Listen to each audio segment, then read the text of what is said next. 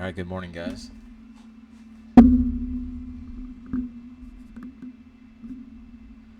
I've been pretty eager to do this class with you guys.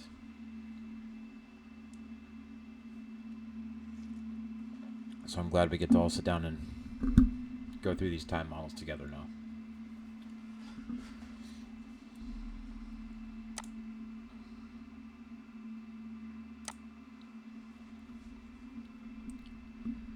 Okay, so today we're going to be going over basically two main time models.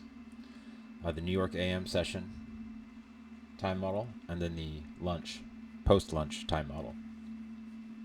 These are the ones I trade the most, and the ones that we could use specifically from open to close. So that's why we're going to go over these ones today. In the future, we'll dive into some other ones as well. It's just I don't want to make like a 4-hour video on you guys here. I want you guys to be able to digest it and study it, since these are also the more high probable ones to spot.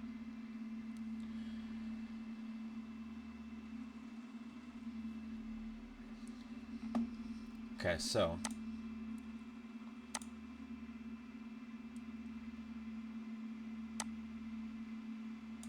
we're going to start talking about,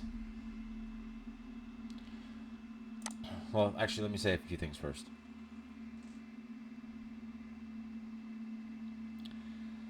I'm not going to teach digital time theory. I'm going to teach how I trade these times based off digital time theory and based off quarterly theory. So this is how I personally trade these models. Obviously, a lot of it has to do with digital time theory, but there's certain parts of digital time theory I do not use, like the certain time intervals within intervals, for example. But it's also, if you want to learn more about digital time theory itself, I would recommend picking up Yvonne's book.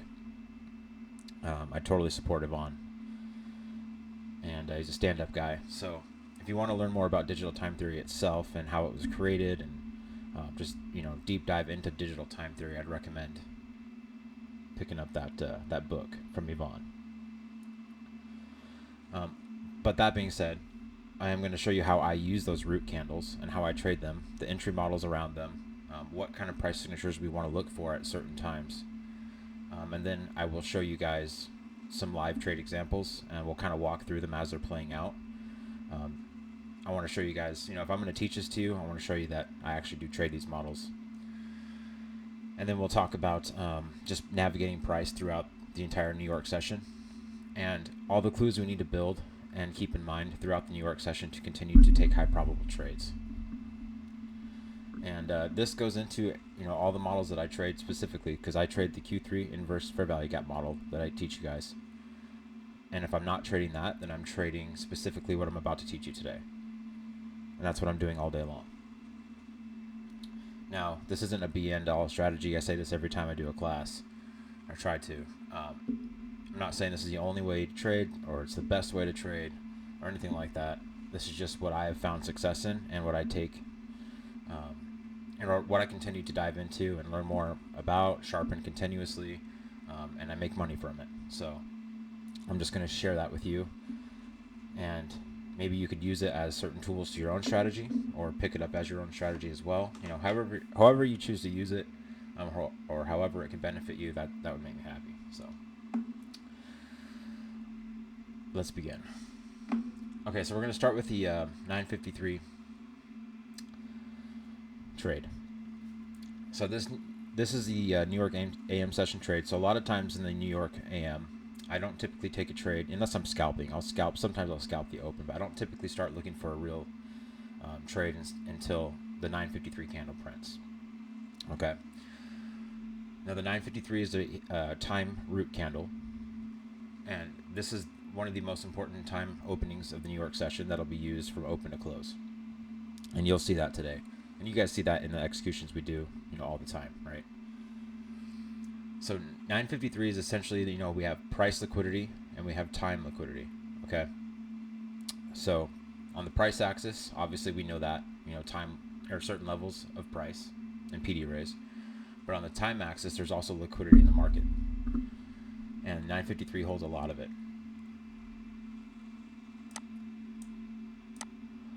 Okay. So the main time that this model is going to play out is 9:55 to 10:20. Okay, that's the you can call it the Judas swing. Sometimes it's not necessarily just a Judas swing; it's just an expansion move. It could be a continuation after that. It could be a reversal. But the move itself, we're looking to take place between 9:55 and 10:20, and we're going to be using the 9:53 opening price to help us navigate this time frame right here. So 9:53 opening price is going to be our point of interest. As soon as it prints, you want to have it marked on your chart.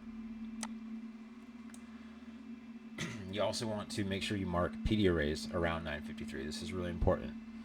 So when 9:53 prints, we want to be looking for fair value gaps and inverse fair value gaps. Now you can add other PD arrays to that as well. I don't use any other PD arrays around this. I simply use fair value gaps and inverse fair value gaps right around that 9:53 open. And we're going to go through all of this on the charts, by the way. I'm just going to give you guys this, this rundown ahead of time, so you can take notes. That way, when we get into the charts, it's easier for you to see.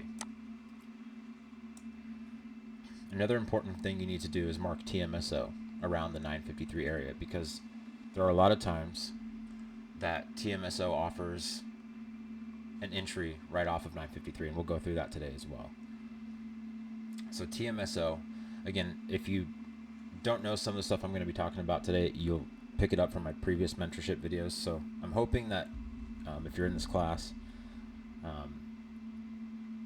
you've seen my previous mentorship videos by now.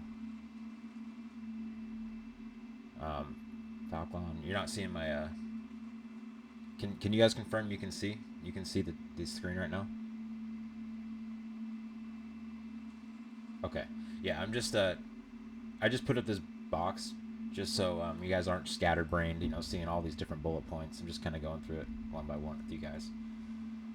And I'll post all this for you guys for notes, don't worry. So TMSO is the Q2 opening price. So, I used a version of quarterly theory. So when Q2 prints of each 90-minute cycle, you get the opening price of that Q2, and that's TMSO. TMSO is a very important level. Yeah, don't worry, Heisenberg, it's recorded. TMSO is a very important level for every 90-minute cycle. I'm not going to go too much into that today, but it's essentially the premium and discount of any given 90-minute cycle, and we can use it as a turtle soup level, a bias level, support and resistance level. So we want to mark that around 9:53, and we want to mark PD arrays around 9:53, because that's going to frame our entry and frame our bias.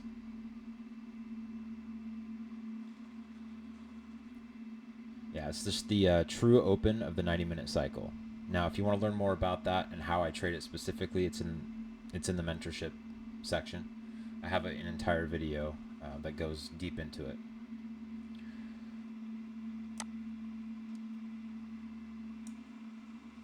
Okay, so another thing we need to be framing when 9:53 prints is we want to be looking for targets or have a short-term bias in sight, including midnight open, and that's a big one, especially around New York Open.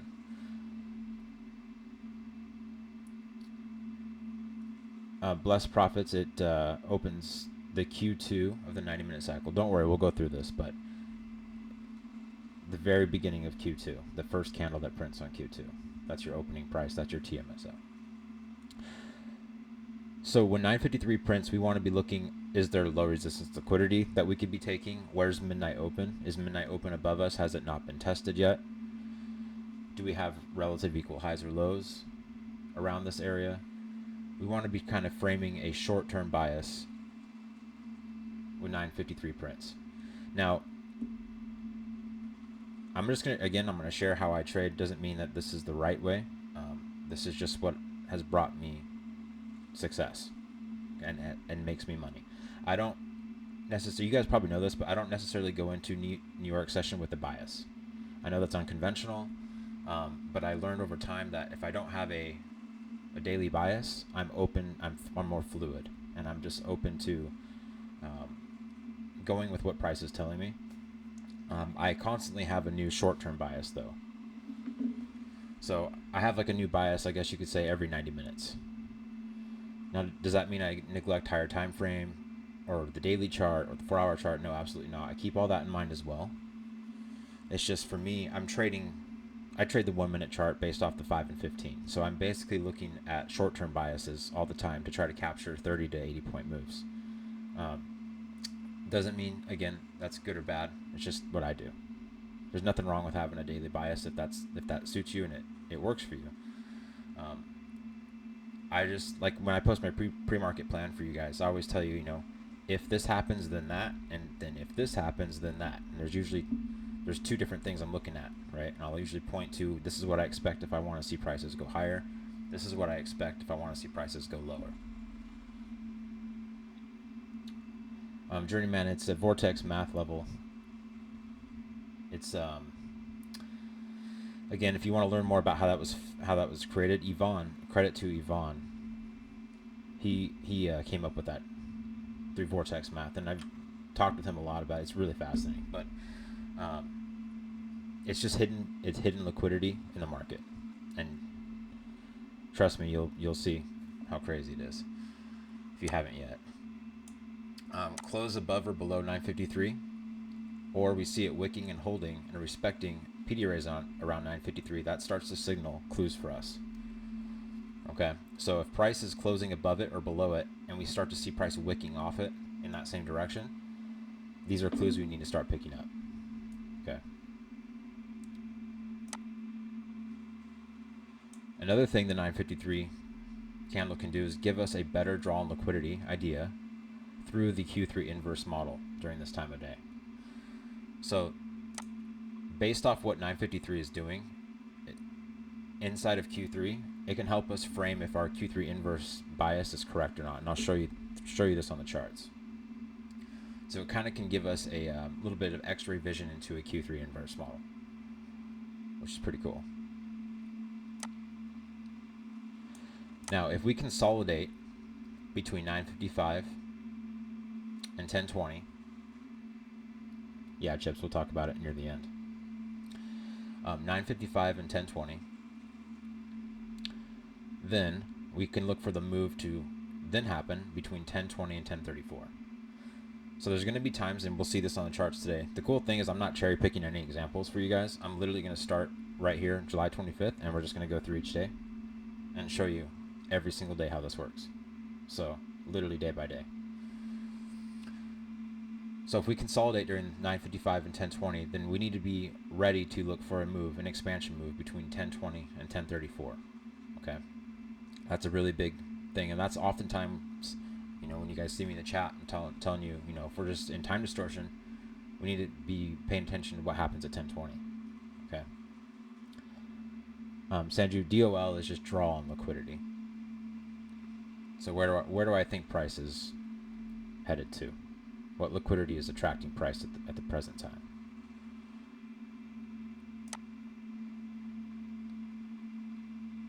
Okay, we need to complete this trade by 1020, or at least take most off the table by 1020, because a lot of times this move will happen into 1020, and then we'll either start time distortion at 1020, or we'll reverse at 1020, or we can continue this trade. This trade can also continue expansion at 1020, but obviously we don't know which one of those three things are going to happen, but one of those three things will happen at 1020. So we need to at least collapse most of the trade if price is showing us that we might enter time distortion or show a reversal around 1020. Okay.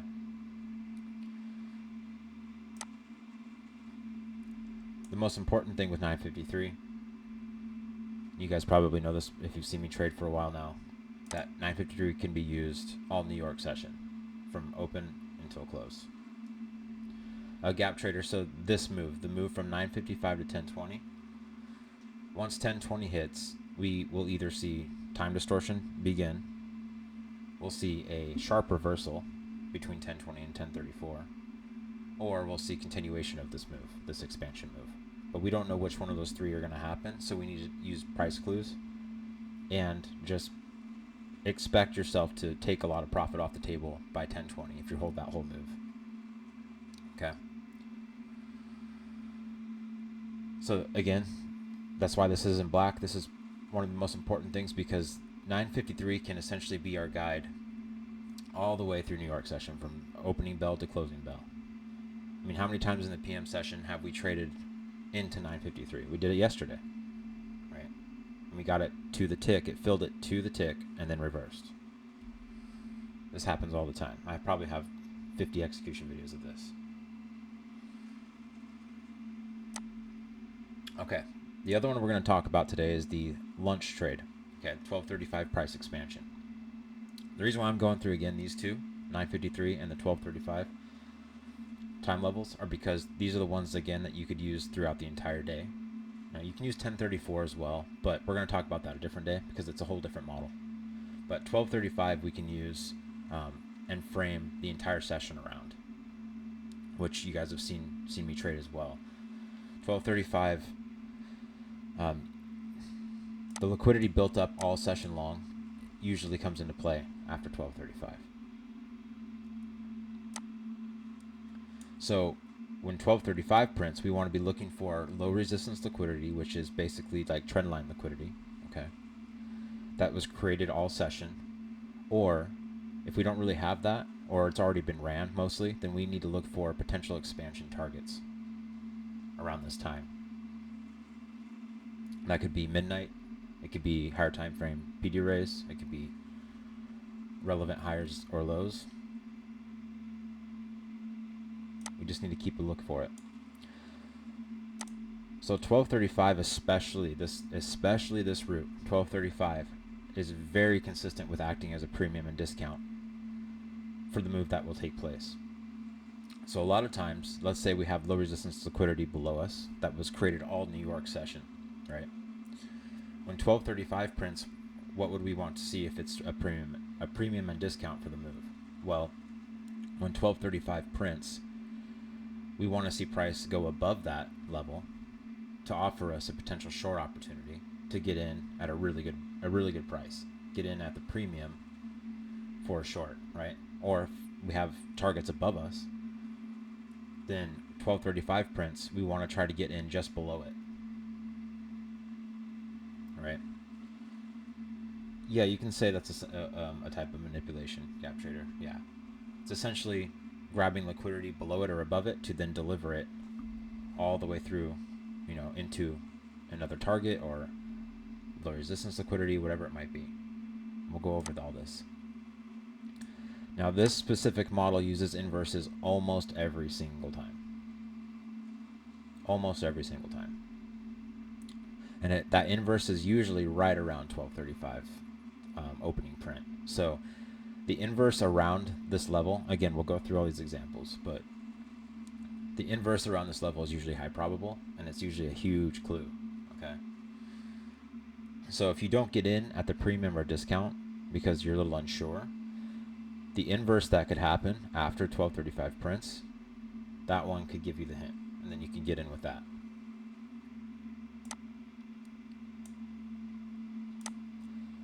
Now 1202 is the other route during this time. Okay, 1202 can be used as a target, okay, from the 1235 trade. So that could be your first partial, 1202. Now, when 1235 prints, let's say we went short and we have a lot of low resistance liquidity below us, and let's say 1202 is also below us because 1235 printed after it, right, and it's in a premium. Well, we could target 1202 from the 1235 trade. That could be our first partial. But if we close below 1202 as well, and let's say we went short, right, and then we come back up and retest it and reject it, that could be a clue that this move is going to expand even further, okay? So 1202 could be used as a target or added confluence for a bigger expansion move. A lot of times this move is large. This could be a very large move. This move can go all the way until 2 o'clock, 2:09. Doesn't always go that long, but it can. Yeah, because sometimes the 1235 move, every session is going to be different. If they did it, if time and price liquidity had the same exact moves every single day, people could build algorithms, right, and pick that up. So what do they have to do to make sure that nobody can pick up repeating patterns. Well, time distortion, right? Time distortion is a thing. And when we have time distortion, that's manipulation on the price axis, right? We have manipulation, on the time axis. We have manipulation on the price axis when we see, AMD, right? Accumulation, manipulation, distribution. That's manipulation on the price axis. Well, the time axis manipulation is time distortion. So a lot of times, 1235 can print, and then 1202 prints, and we just see time distortion, and it just ping-pongs between those two levels until the move takes place. So that's why we have these routes to kind of guide us, if that makes sense. Okay. Then at the end of this class, I'm going to give you guys a note sheet as well on everything we need to guide us through the New York session, open to close. Okay. So these are all the things we're going to be going over. I wanted you guys to have an understanding, so when we see this on the charts, all this would make a little bit more sense. So any questions about what we kind of talked about in here? If you have them, let me know. Again, we're going to go through all this on the charts, so.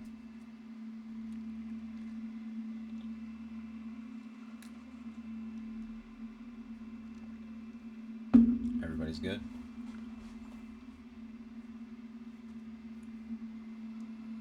Yeah, exactly. These are the times I'm trading in the chat. You guys already see me streaming how I trade PM Open.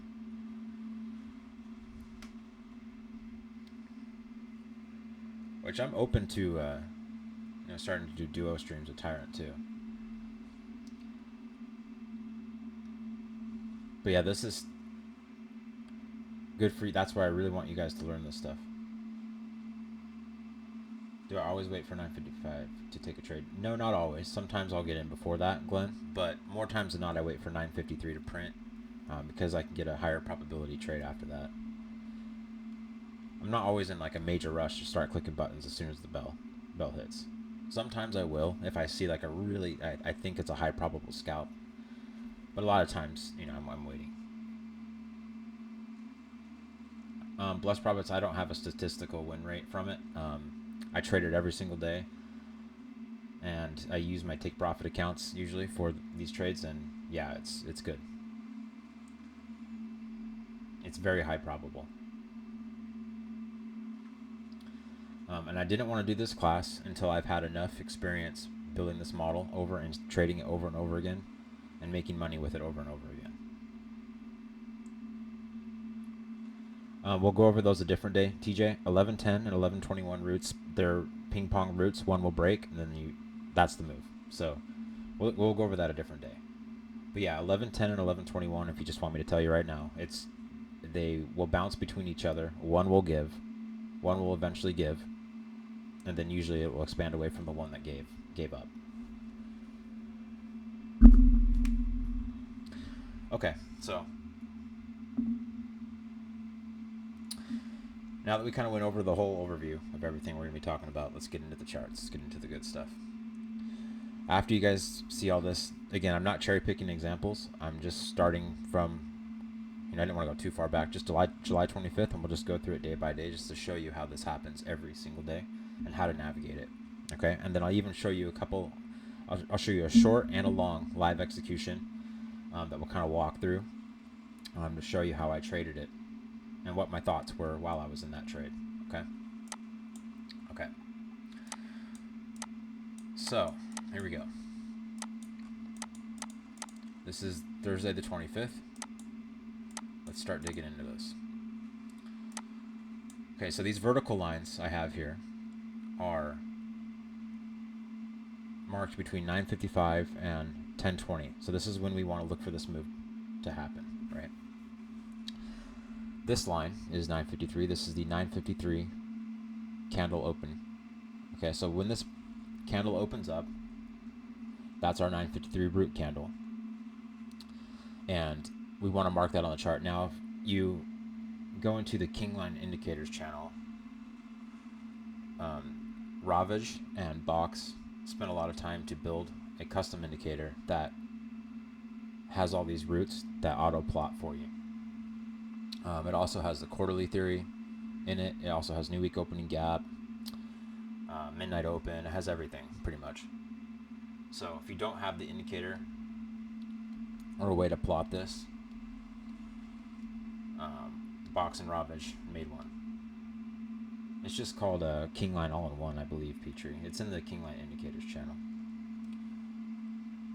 So it just throws TMS. So it throws everything on the charts for you all at once. It's pretty cool. So shout outs to them for taking the time to make that for us here. Okay. So again, we're expecting this move to happen between 9:55 and 10:20. 9:53 prints. So now as soon as 9:53 prints, okay, we're going to be using 9:53 and start marking PD arrays around it. Now this is an interesting one. So as soon as 9:53 prints, it wicked up and just dropped below. There's like no entry here, right? There's nothing you could really do with this. Okay, but this is important to show you because it's going to come into play again.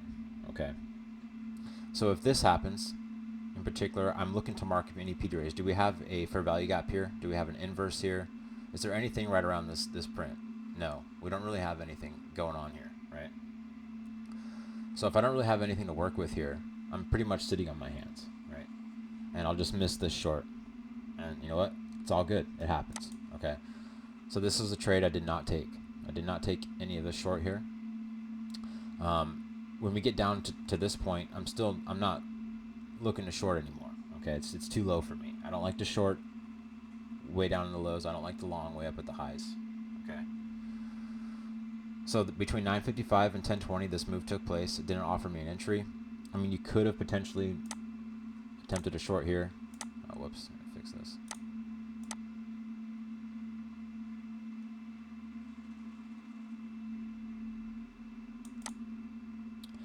And this fair value gap, but it's just, you know, it's not one I would have taken. Okay, so all I'm doing is sitting on my hands here, and I'm waiting for what? 9:53 to come back into play again, okay?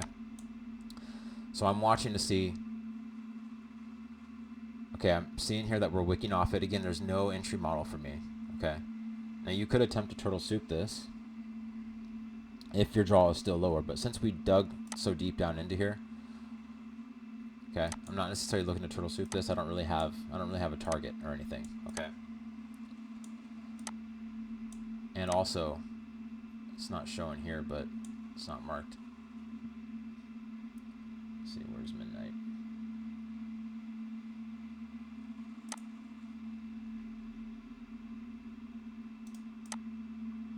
Oh, it is marked. Okay, never mind.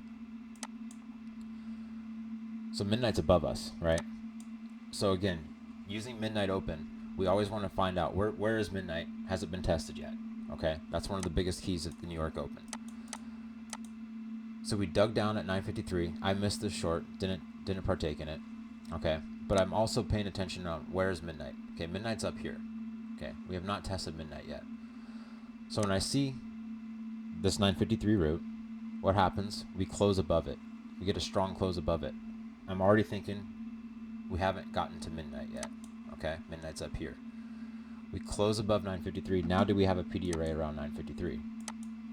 Yes. Now we have a fair value gap printed after we displaced and closed above 9:53 here. Okay, so as soon as I see this, I'm marking this PD array, right? Again, I'm marking all PD arrays right around this opening level, this 9:53 level. This is just a regular, this wouldn't be an inverse, this would just be a regular fair value gap on this one. Okay, so when I see this happen, again, I'm putting clues together nonstop. We have midnight above us. Okay, we close above 9:53. I'm looking to take any retest into this fair value gap or any retest down to 9:53 at this point as a turtle suit. So when price digs back into this fair value gap, I'm going to long because we're above 9:53. We closed above it. We made a PD array to use, and we have a target. Remember what we talked about with the notes? We need to have some sort of target, some sort of, we have LR here. We have midnight. Price closed above 9:53. We have a PD array. Okay. So I can't stress to you enough the importance of marking the PD arrays around 9:53, both fair value gaps and inverse fair value gaps. Okay, does that make sense?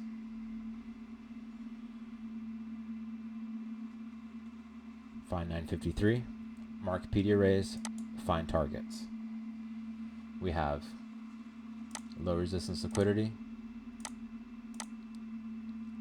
to run. We have midnight open above.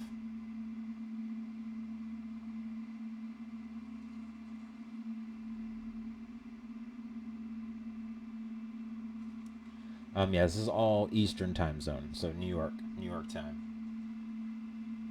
It's really important. It's New York time only, Eastern time. Yeah, 953. The 953 exact candle print is very, very important. It's not before, not after. It's the exact print. Okay. So if I miss this move, again, this goes into play all session. Okay. Well, Sanju, normally, and we'll show those examples today, I would be looking to take a short off this, but we didn't get an entry. I didn't get an entry here. There was no PD array for me to use. This is a nice hindsight short, but in real time, this is tough to catch, right? Because there's no entry model here. Good question, Darius. So if we're this far down, below 953, and again, it's all about midnight open, guys. Midnight open is the king of the charts. If we're this far down and below 953, now there's days like what happened on Friday where midnight just doesn't get tested, and that happens, okay? But it's not often. So if we are this far down below midnight, we have not tested midnight yet, we came close, okay, I'm just not really interested in shorting because I think there's a good chance at this point at some time during the day, especially knowing that this could just be a manipulation Judas move. That's probably not a good idea for me to be shorting close to 1020, right? Again, these are all things we got to put together from our notes. Near the end of near 1020, this move should end, right? So if I'm looking to short and it's like 1015, 1016 into this fair value gap, probably not. I'm just going to skip that, right? Because this move is likely over by then. And we're either going to see a time distortion sideways move or a sharp reversal, which is what we got, right? Does that make sense? Yeah. Gap trader, if I switch time frames, I'm going to lose all my spots, but we can go through that. But yeah, there could be a 30-second here. I don't personally use 30-second, but that could be the case. But don't worry, we'll go through a lot of really good examples. Okay, so again, I'm going to keep repeating myself. I'm going to sound like a broken record, but it's important to keep note of time of day. What do we expect to happen at 10:20, right? This move should end, right? So if you miss this move, we wait, and we wait for the next move, okay? So when we get back up to 953, we see this signature. This is our signature to long, right? Because this is the PD array above 953. We know that price completed its Judas move, and we have midnight above us. We put all these clues together, we can target midnight. Okay. Now I'll show you. I'll put my money where my mouth is.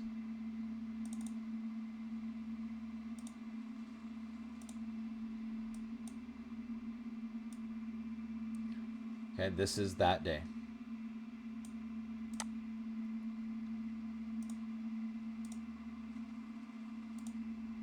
Can you guys see this video? Is it working?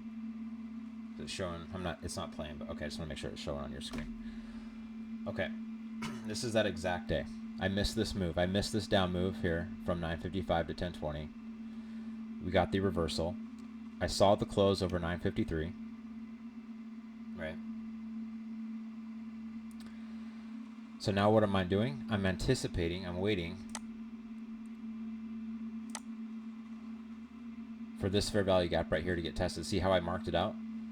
Do you guys notice that when I see this print, what do? I mark it out immediately. Okay, it's marked on my chart right away so I can start paying attention to it, right? Okay, so now I'm waiting for price to come down. As soon as it comes down, I go long. Okay, I'm long right into this fair value gap. Okay, I took a few partials going into New York Open. And now what am I doing? I'm targeting midnight, right? Because, let's pause the video. So I went long on that retest. As soon as it retested that fair value gap, knowing the clues, I'm long, right? Yeah, Legacy, we'll talk about that too near the end. And we're seeing this low resistance liquidity above us, and we have midnight above us, right? So these are the clues with that displacement above 953 and the PD array around 953. That's everything I'm looking for, right? Then after I see that we close over New York Open, I put my stop at break even, and now I'm just letting this ride out to midnight. You see how TMSO printed here, Q2. That's the opening price of Q2.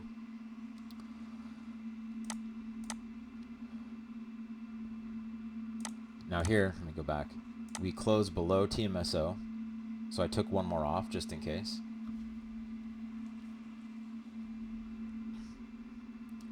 Because in real time, I don't know if this is coming back or not, right? I'm assuming the draw is midnight, but I'm understanding that I could be wrong here. Okay, but we're still holding New York Open, and what are we doing here? We have this fair value gap. That fair value gap right there. Simply just getting retested.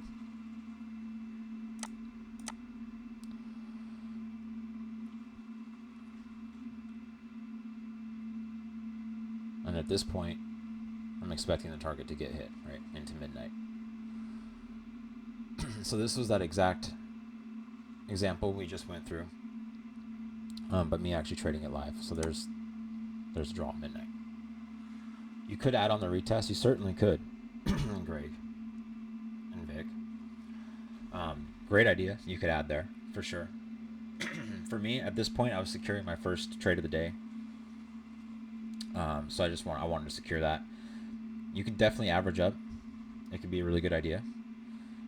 For me, I didn't want that to come back because I wasn't, the way this was kind of acting at the time, again, in hindsight, you know, it's easy to see, right?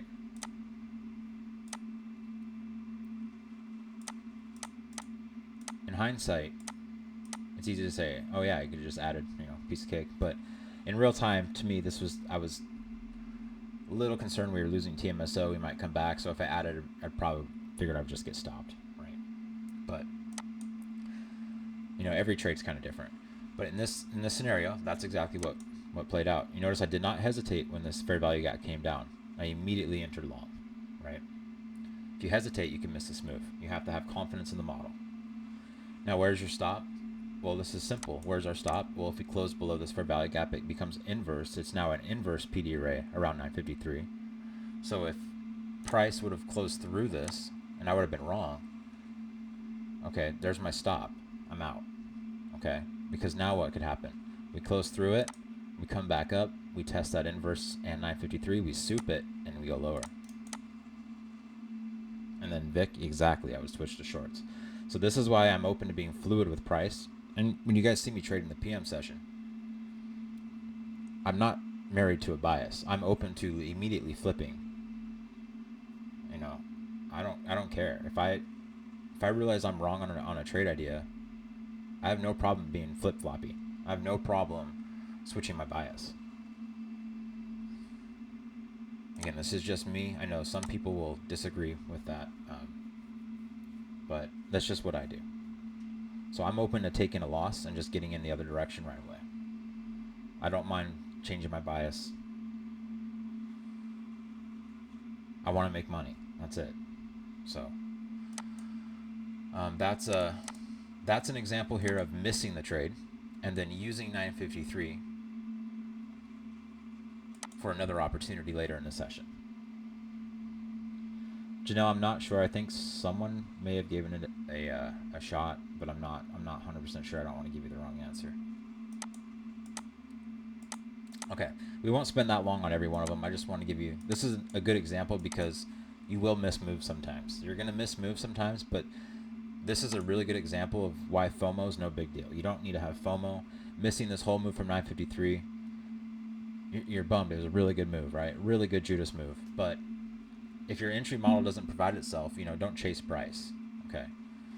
Don't chase price because there's always a new opportunity right around the corner, especially with the notes I'm going to give you at the very end of this of how to navigate New York session, okay? Nothing wrong with missing moves because new moves are just around the corner, okay? Especially when we know how 953 acts, okay?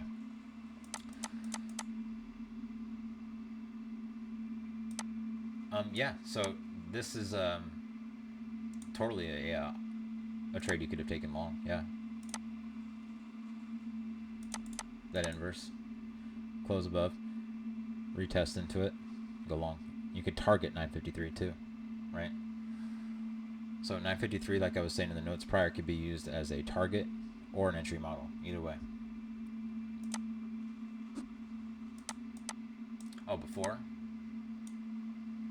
Oh yeah, totally. So yeah, this Q3 inverse right here, another potential entry here. This is one I just didn't take because it was right at New York Open, and again, in hindsight, it looks really easy, but when midnight is right here, and we open, and Q2 is already pushing down, and I'm seeing this push up, we took all this candle body liquidity. I'm thinking, oh, this might just, you know, rip into midnight, so I skipped that, but certainly worked, you know, certainly worked. Okay, now we're gonna go over the 1235 trade. We won't spend that long on every one of these. I just wanted to give you guys a thorough example there. Okay, so for 1235, now what did we talk about the 1235 root candle? What is the first clue we want to look for? We want to look for a potential expansion on price to target liquidity that's been engineered all session, right? Now it's not always going to show, it's not always going to have LR. This move won't guarantee every single time it's just going to come run LR. It's just, this is a high probable clue, okay? So we have all this liquidity. Here's 1235 that's been built, you know, from the New York session in the morning. Okay? So knowing this, this is our first clue that we're already anticipating going into 1235, right? This is just something, you know, I'm taking a mental note of, okay? That we have LR generated all day. Okay, 1235.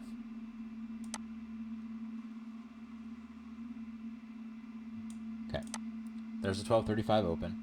So what do we want to see for 1235? We want to see it go into a premium or a discount, right? To run to our targets. So knowing that our LR is below us and 1235 prints, I'm looking for the clues we talked about. I want to see us go above 1235, manipulate above it, and then I'm looking for, do you guys remember what P array we talked about that was most important for this time model? Does anyone remember the note we went over? 1202 is one of the targets. What's the yes, Cozy's got it. The inverse fair value gap. Very important for this particular model. And this is just something I've figured out. LR is just low resistance liquidity run. Just basically, like, you see how this forms a lot of higher lows. This is where a lot of stops get trailed, right? So you have all kinds of liquidity built up along this move up. So everybody that's long is trailing their stops, and they're making money. So the market wants to come back and make sure, if it's going to expand again to the upside, wants to make sure that it runs all these stops, right? Takes all this liquidity out, gathers new liquidity to deliver to a different area of the market. The market doesn't like to allow people to continue to make money, right? It wants to trap people, induce people, take people out. So knowing that we have all this built up, we see 1235. At this point, you know, I'm not really doing, I don't really see much. Now you do get this inverse, but this is an inverse printed prior, okay, prior to 1235. So I'm looking for everything after 1235 prints. Now, this inverse alone you could have taken anyway. You would have gotten, you know, stop break even, you know, or maybe a partial stop break even. But the main one is we want to see 1235 print above, okay? So we come up above it. Now you say, well, why wouldn't you just go long here? We have a break above, right? And a retest into this fair value gap. Why not go long? That's how you took 953 long just now, right? Well, because what's the clue for this time model? The time model objective should be to run engineered liquidity. Do we have engineered liquidity from the session made above us? No, we don't. So I'm not interested in that. Also, this is not an inverse. I'm looking for an inverse for the 1235 model. The only time I'm going to use a fair value gap on the 1235 model is if I missed my entry. Yeah, Peter, it's recorded. Okay. So, again, we're building clues. We get a push above 1235. We are in a premium. Okay. Now what happens? Now we get this inverse at 1235. Right? So we get that inverse at 1235. There's our clue. Now you can slap it as soon as it inverses. Or if you miss that entry, sometimes you get the retest, sometimes you don't. But if you get this inverse, you can look to soup at 1235, right? On a retest, or retest into the inverse. Or you can look for a fair value gap, which we have one here. Barely kind of got retested. Wasn't really easy to catch that. We have another one here. Okay, we have another one here. That one would have been a little sketchy, right? Another inverse entry here, because we still haven't ran all this liquidity. So you could be hunting entries along this whole price leg, right? 3 bars in a Q4. Oh, this right here? Yeah, I mean, you could have taken this, but for me, I wouldn't have, because I still don't have my confirmation quite yet. We didn't close back below it. We didn't make this inverse. This could have given you, obviously a prime entry, right? But again, it's easy to say this in hindsight, right? But in real time, seeing this signature, it may have been a little bit sketchy to short here, right? But it would have worked nonetheless. Okay, so we get this inverse on the 1235. We got this liquidity. It ends up running all this liquidity, right? Again, what did I tell you about this model? This model can present huge moves, right? Really big moves. Okay, so let's keep going. Just into the next day. Okay, this is a good example here. Okay, 955 to 1020. We have our 953. Okay. What is price doing? It's not expanding here, right? Not expanding at all. We didn't come to this high. We just swept this little internal low. So when we're seeing price consolidate between 955 and 1020, we want to look for 1020 to begin some sort of move, right? Now, this was a very tricky day. Almost this entire day was stuck in time distortion. It was a very interesting day. Again, time manipulation is done through time distortion, right? So they can distort time and just basically accumulate price for as long as they would like until a new model kicks off. So if we're seeing this time distortion here, and we're not really getting much of an expansion move, we can look for 1020 to begin a move here, which it does, right? We get a move right at 1020. This move up to finally take all this liquidity happens, right? We finally take all these highs.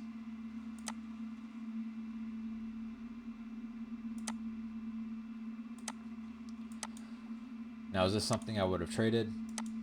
No, probably not. Nothing really good here, right? Just kind of stuck in time distortion. But we do notice that we draw 953 out for the whole session, right? So if we missed it, this was just all a big time distortion mess, right? However, we see later in the day 953 come into play again. Now we're constantly building clues with this 953 open, right? We don't have to take any single trade in this entire time distortion to wait to get more clues to take a new trade, right? Going into the later part of the day. So we're seeing that 953 is continuing to hold here. This is a big clue, right? We're not really displacing below it. So when we see this, we can start to think, okay, do we have liquidity above us that we could run? I'm seeing 953 holding over and over again. Maybe I should start looking for an entry, right? Because we still have a lot of liquidity above us to run, right? I'm always looking at these kind of things. You see that we keep holding 953, okay? And then what do we finally get? We get an inverse here, right? We also get this fair value gap. This becomes a BPR. So you can start looking for, potential longs, right? Because 953 is holding, and we have liquidity above us. Okay. Now this was a very tough day, very, very tough. I remember this day, just straight time distortion. 1112.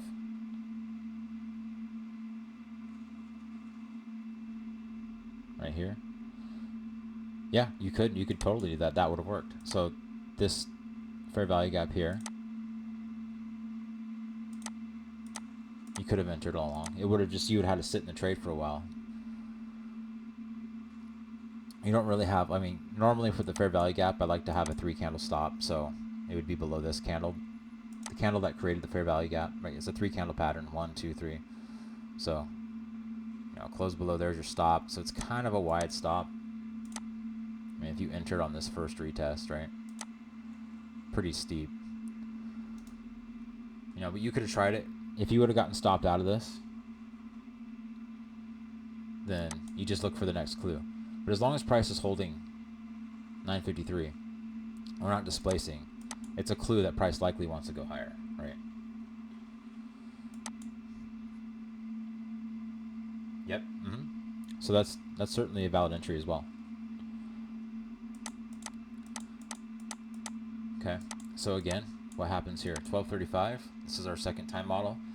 What are the clues we're looking for? What has price done? It's made low resistance liquidity all the way up. All right. Now again, doesn't guarantee that we have to have LRLR for an expansion move to take place. 1235 is just, it's likely to create a large expansion move. All right. Doesn't always have to run LRLR. It could be it could expand to the other direction as well. That's possible. Okay, but that comes in context with having other targets. Okay. It's more high probable if we have LRLR. Okay, and then we print above it. After it prints, we look for inverses that have been made after 1235. Right.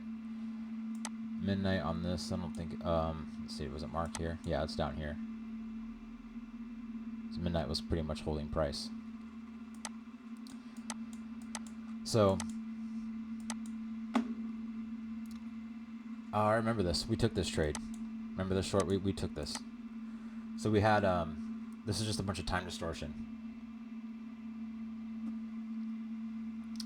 And we have this fair value gap that was made, right?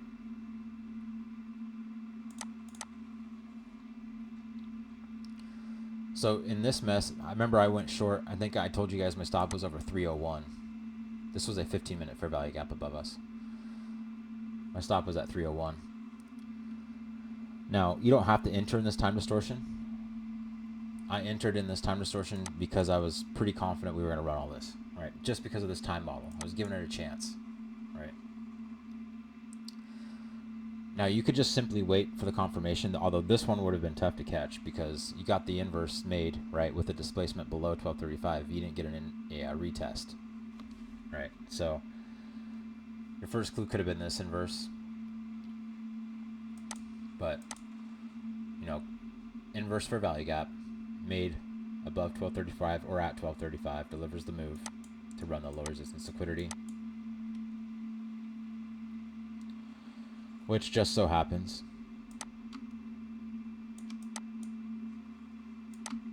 this is not random, guys. This is wild. See this? This is why 953 is used all session long. Okay. It could be used as an entry model, a bias model, or a target model. Okay. This happens every day, guys. Every single day. Yeah, so we got this model playing out, ends up going all the way, and ends again right back at the 953 root candle.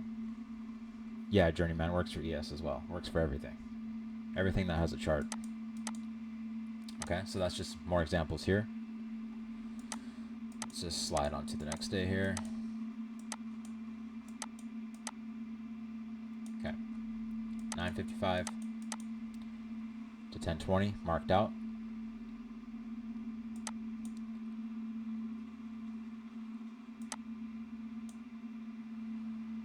We have the 9:53 open. So here, what do we need to do? We need to look for any PD arrays right around the 9:53 level, right, that have been made after it. That's the first thing we need to do, right? So we have this. This is our first PD array made. It becomes an inverse.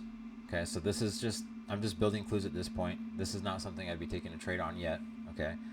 Be waiting to just get more information on what 9:53 does. Okay, so we close below it. This is a pretty tough one. I'm not gonna lie, this is a pretty tough one. This one you have to continue to build clues, but nonetheless, I'm gonna show you how we do that, okay? So we close back below 9:53. Now this is tough because you would have shorted here. Okay, would have got stopped, which this is a valid short.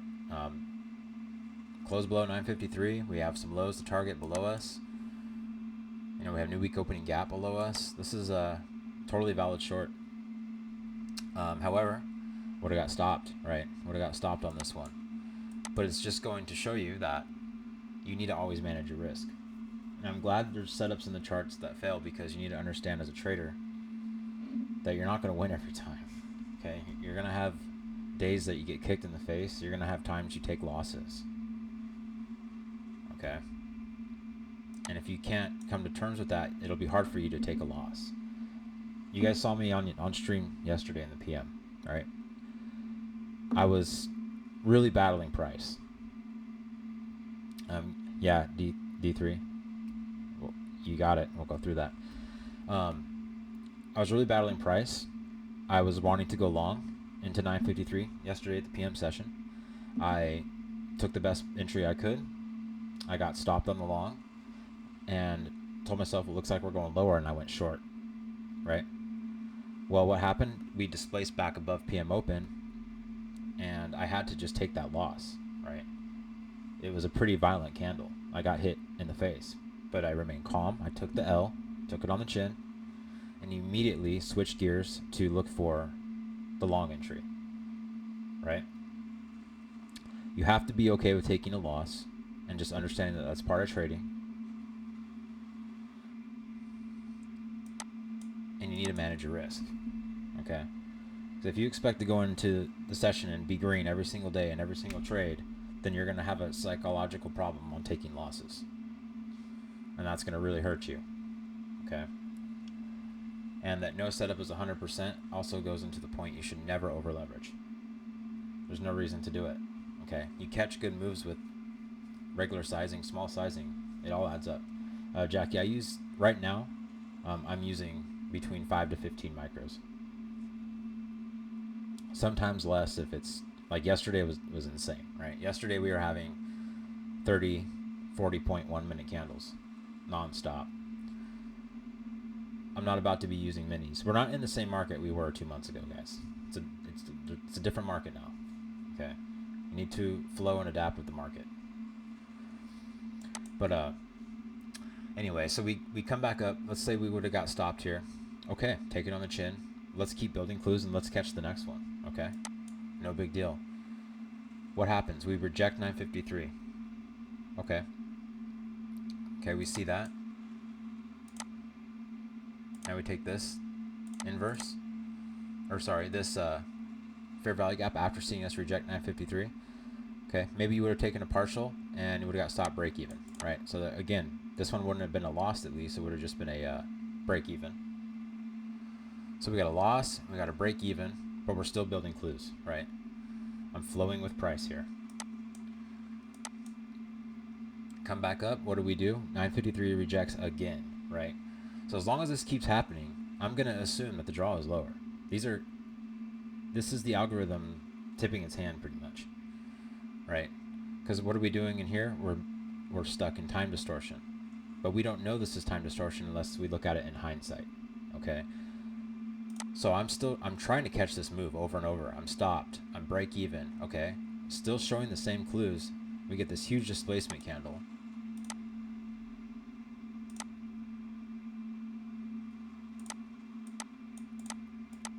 Okay. And we can try again because of the clues we're building here, right? We're rejecting 953 over and over and over again. We're not displacing above it. Ever since we got back below it, we just keep rejecting it. So as long as it's doing that, I'm going to keep trying this trade until it either works or we get back above 953 and then I'll flip my bias, right? Yeah, D3. If you're seeing rejections, if you're seeing these rejections, then you want to look for that, right?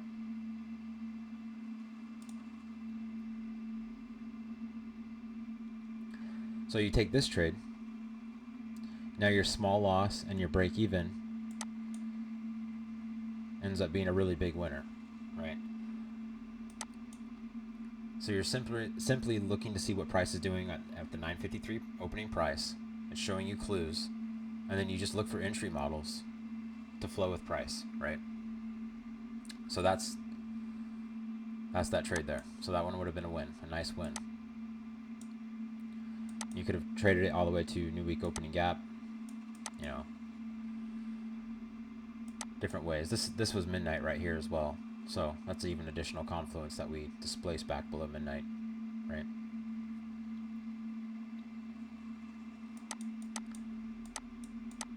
Okay. Here's our 1235 from that same day. No, it's like this is a repeating thing. We have all this liquidity built up, right, for the session here. What happens? We get 1235 to print. We enter time distortion.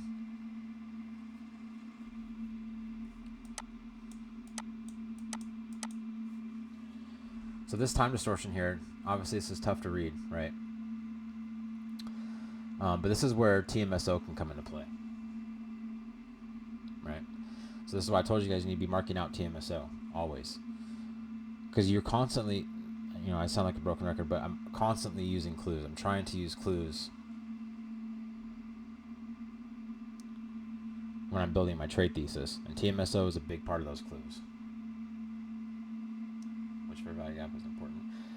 So the first one you circled, D3, everybody look in the chat. That fair value gap, that would have worked, right? It's not one I would have taken yet because we didn't displace below 953 yet, right? I don't have my additional clue. I don't have my additional confirmation, right? The confirmation is us displacing below 953 and then me seeing it wick off of it multiple times. Make sense?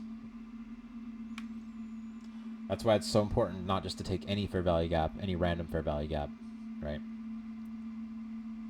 You need additional clues built up. Okay, so 1235 prints. We have this clue that we left all this liquidity, right? 1235 prints, we enter time distortion, as we often do. And now I'm just looking for displacement below it with an inverse, right? So we displace it below it here a little bit, don't really get any type of entry model. Comes up, we turtle soup the highs, okay? Now this is interesting.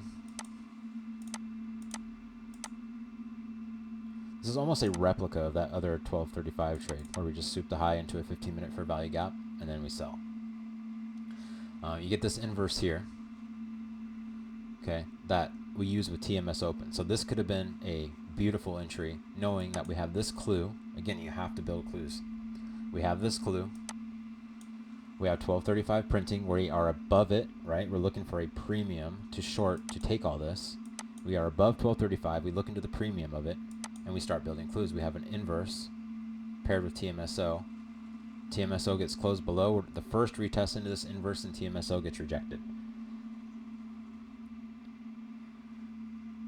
Okay, so TMSO is often, you know, I won't teach it on this video. It's on the other video, but it's, you know, it's a support and resistance level and a turtle soup level, okay, and a bias level.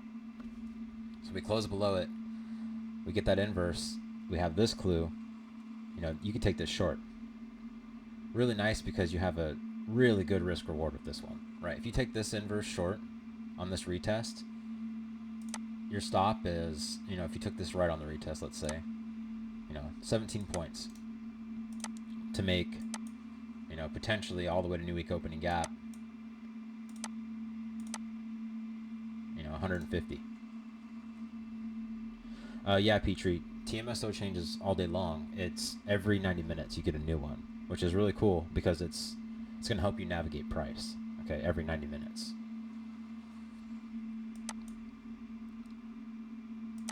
Okay, so we get the inverse, we have the 1235, we have the clue. There's your short. Okay, you're in premium. This is a gift. To get a premium inverse above 1235 with the LR here and TMSO, this is like a magical gift from NQ. That doesn't happen much, but beautiful. Now let's say you missed this one. Okay, what happens? What did I tell you guys earlier? If you miss the inverse on the 1235 model, how do we catch it? How do we catch another entry? We look for the fair value gap entry, right? Sometimes it's a little bit later to the party.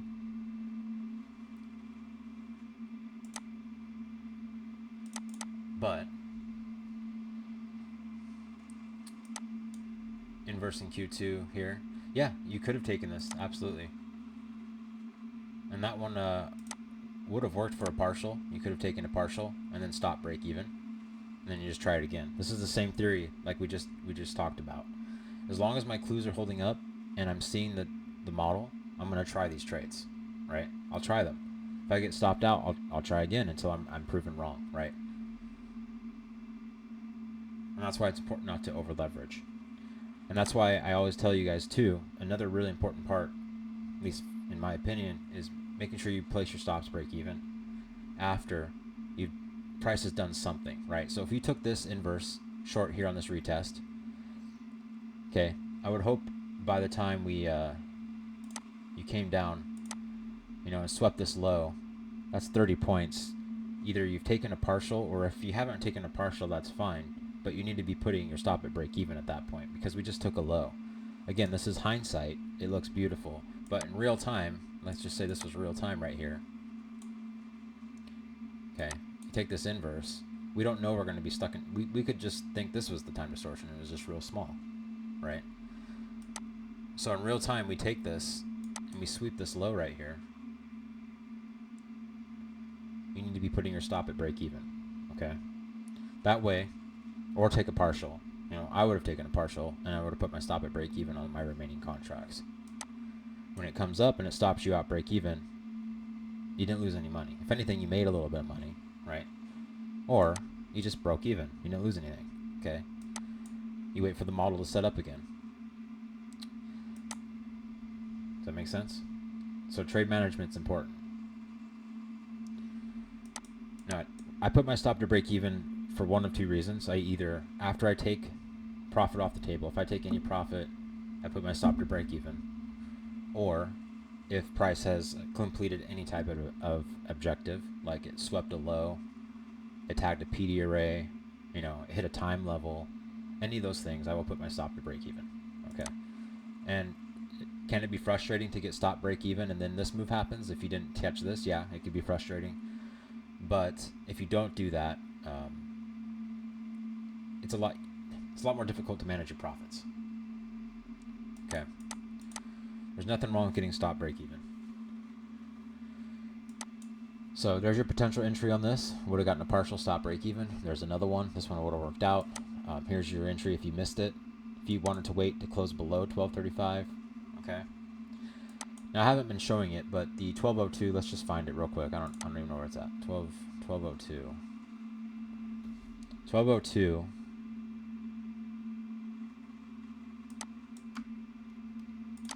Okay, that could have been your, from here, that would have been your first partial there.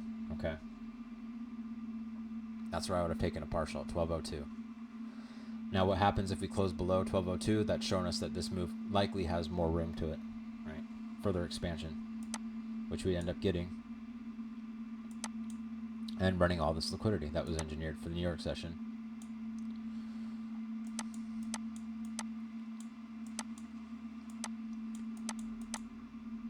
nice. So let's go into the next day.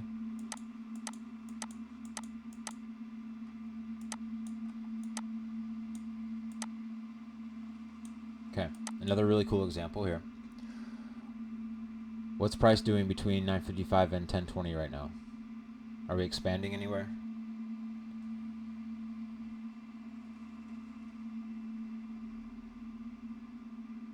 No, we're just chilling. We're just stuck in time distortion. Right? This is cool stuff, guys. Look at this. Okay, 955 to 1020. We are stuck in time distortion. We do have one clue that's happening, though. 953 continues to reject price, even though we're in time distortion, right? So when we're in time distortion between 955 and 1020, when do we expect a new move to happen? As soon as this time distortion is over, when is that time distortion likely to end? If we're seeing this happen, no expansion. 1020. 1020. Okay? Now, 953 prints, we're building clues. We're seeing this rejection. Again, in hindsight, this is easy. In real time, it's not. I'm not going to act like it's just easy, okay? In real time, this is difficult. You see this rejection, okay? You might want to take this short. Now, I'm going to show you why you would stay out of this, though, and why not to take this short. This fair value gap short. Fair value gap's a 3-candle pattern, right? 1, 2, 3. Where's new week opening gap? Right here. What did I tell you guys at the beginning of this video? Why I stay out of shorts? When do I stay out of shorts? When we've displaced and we're hitting some sort of objective down here. This is new week opening gap. Seeing that we displace down and we're bouncing off new week opening gap, not one I want to short. That's a clue. That's a really important clue here. This can keep you out of a bad trade, okay? Again, I've shown you guys by now that even if you miss this move, if this would have continued down, you don't have to have FOMO because another move's right around the corner, okay? Another entry, another trade right around the corner. So when I see us hitting new week opening gap, to me, it's too risky for me to short. So what do I tell myself? I'm just going to sit on my hands or wait until I see some more clues. I'm going to let price kind of play out, give myself a chance to get a better entry, give myself a chance to get a more high probable trade. That's all we can do with trading is take the most high probable trades we can, right? And then what do we do with it? We manage our risk accordingly. This is not high probable to short off new week opening gap, to short off of midnight, to short off of 953, to short off a 15-minute PD array, right? If we come down to any of those type of things and we bounce off it, no chance I'm shorting. I'll just miss that move if it ends up working. I'll be like, you know, whatever, no big deal. Okay, but knowing that, okay, we continue to reject 953. So price is holding new week opening gap, but we're also seeing 953 reject 1, 2, 3, 4, 5, 6, 7 times. It's just not displacing above, right? Lots of rejections. And now we know that this consolidation has happened. We can expect 1020, which on the dot, 1020, began the expansion move to the downside, right? Now you say, okay, well, how do we enter this? Well,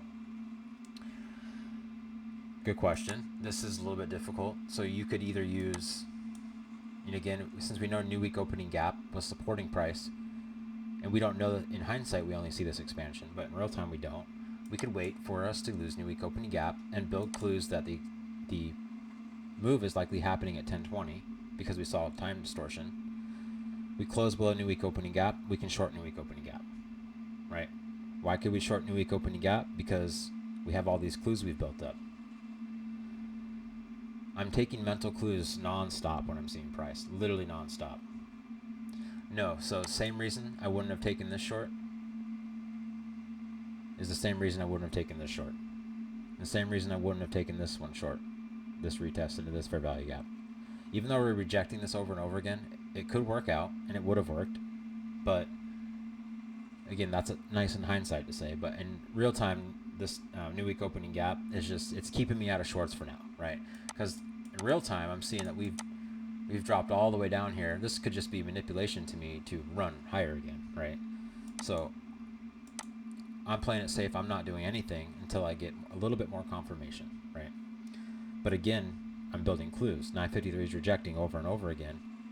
We have consolidation. I expect the 1020 move to start.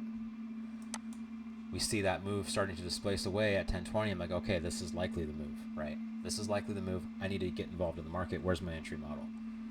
My entry model is closing below new week opening gap, telling me that now, just like it was used as support, we could use it as resistance, right?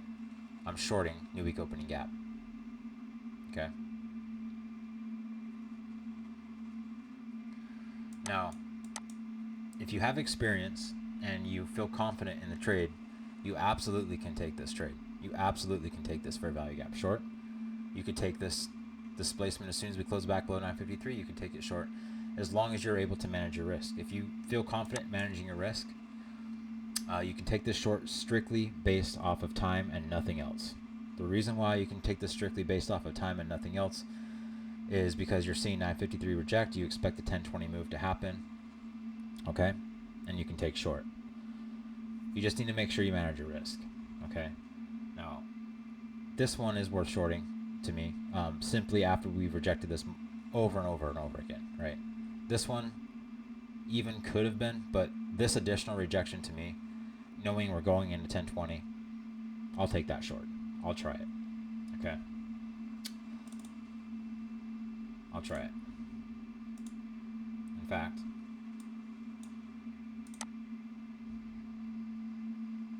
especially after the soup, yep. Here's that same day. Notice how I'm marking PD arrays. Yes, cryptic, exactly. All those rejections at 953 are telling me I'm also building clues. 1020 is about to print. I think, I remember in the chat, I think I told you guys I was shorting right at 1020 on the dot. But if you, I'm strictly just taking this trade based off of time, right? So I see that we made this inverse. We come up, I start adding shorts, okay? Assuming that this move is gonna happen right at 1020, okay?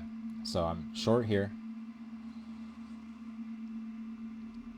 and I'm willing to stop out. My stop is gonna be if we get back above 953, right? Because I built all these clues that we've rejected here, and I'm expecting 1020 to start this move, right?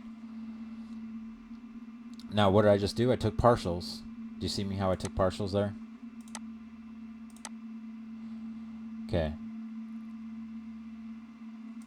Okay, I took partials inside this BISI, just in case I'm wrong, because again, this was a pretty aggressive early short, strictly using time, right? That I'm teaching you right now, the time model. So I took partial, just in case I was wrong here, into this BISI. I see that we inversed it. That's great. Now what happened here, we bounce off new week opening gap, right? So my next partial is going to be new week opening gap, okay? Just in case this same thing happens again, because I'm shorting strictly based off time and these clues right here of 953 rejecting. That's it. So price comes down into new week opening gap, and as soon as we hit new week opening gap, I take 5 more off. So I took partials there at new week opening gap, because I don't know if this is going to happen again, right? So what do? I just took partials. I put my stop at break even. Okay. Now where's midnight? Midnight's below. So that's my target. Using all these clues and time, the time model, 1020 from this consolidation, rejecting 953. See how new week opening gap's holding price still? That's why my stop's at break even here, because I still don't know that we're going to displace below it. I'm just using all the clues I can to take the most high probable trade that I can, right? So I'm just still staying in this trade. I'm just waiting. Now at this point, we're closing below new week opening gap. I'm feeling a lot more confident that the draw is indeed going to be midnight open. Now you notice on the previous example I showed you, I longed into midnight, and now I'm shorting into midnight, right? From 953. So there's your retest that we just talked about, going short there. And then price now uses new week opening gap as resistance. That's going to deliver us down into midnight. And 1034 finishes the move here. And just like that. So I'm out right at midnight, right? So it's simply based off, and here's the chart again, all the clues, right? Makes sense? Did going through all that make sense? I know I'm throwing a lot of information at you guys. But you can rewatch these videos, and I encourage you, you know, if you get bored later, pull up some charts, pull up any random day you want, and you will see these models happen, okay? Exactly how I'm teaching you right now. One of two things are going to happen. We're going to consolidate, or we're going to get the expansion move right here in this Judas. We'll either get a Judas swing, Judas expansion, or we're going to get consolidation and then look for that move to happen between 10:20 and 10:34. It can start at any time after that. Right.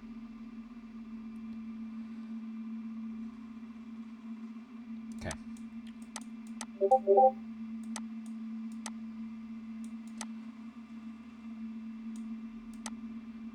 Okay, now here's a interesting 1235 model here. So this one we did not. This one was a little bit tricky. This one we built LR above, right? We had a lot of liquidity left above, right? But we ended up expanding. Remember what I told you earlier? 1235 doesn't have to run LR. It's not built in to only run LR. It's not like the 110 macro. Okay, 1235 is built for an expansion move. Okay, an expansion move. And we want to use an inverse for value gap for that expansion move. Okay, that's what we want to look for. And we want to look for it, again, 1235 prints. Now this is a higher time frame PD array. Okay. I believe this was a 1 hour. I have to pull it back up, but I'm pretty sure there's a 1 hour PD array down here, if I remember this correctly. Anyway, we print 1235. Okay, we go into a premium of 1235 and we get a inverse for value gap. So that's the one clue we want to look for. Okay. We displace below. Okay, so you could have shorted this. Now, if you're expecting higher with this model, then you just skip this move, right? Because you're like, this is not really what I was looking for. It's not fitting my criteria here. Even though that's the model, right? That is the model. Expansion move, right? That's it though, okay? If you would have missed it, you missed it. No big deal. It's also a Q3 inverse for value gap, right? Our other main model. So what we can do is simply sit on our hands. And what did I tell you? Not to have FOMO, because what happens, another move's always right around the corner, right?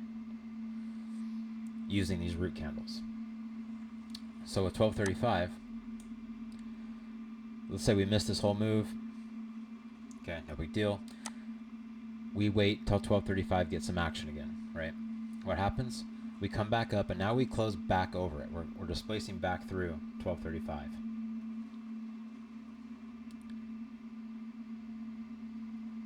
Yeah, V-shape expansion cycle. Yeah, 100%, like the Judas move. And we come back over 1235, okay? Now we can use this as a potential clue to take a long, right? Because we're using these root candles, right, as support and resistance. And we build PD array. We just keep paying attention to PD arrays around these root candles, okay? So, you know, you have this little fair value gap here. You have one up here. So you could long any of this, seeing us displace above this to try to catch an expansion move higher. Now, if the draw on liquidity is lower, this may just flare out, right? May just not expand much, even though you still could have got, 70 points. The key here is to notice the signatures around the root candles, right? So here's a potential trade. Here's a potential trade, right? Now, you can see this still continues to offer different trades. Going into the bell.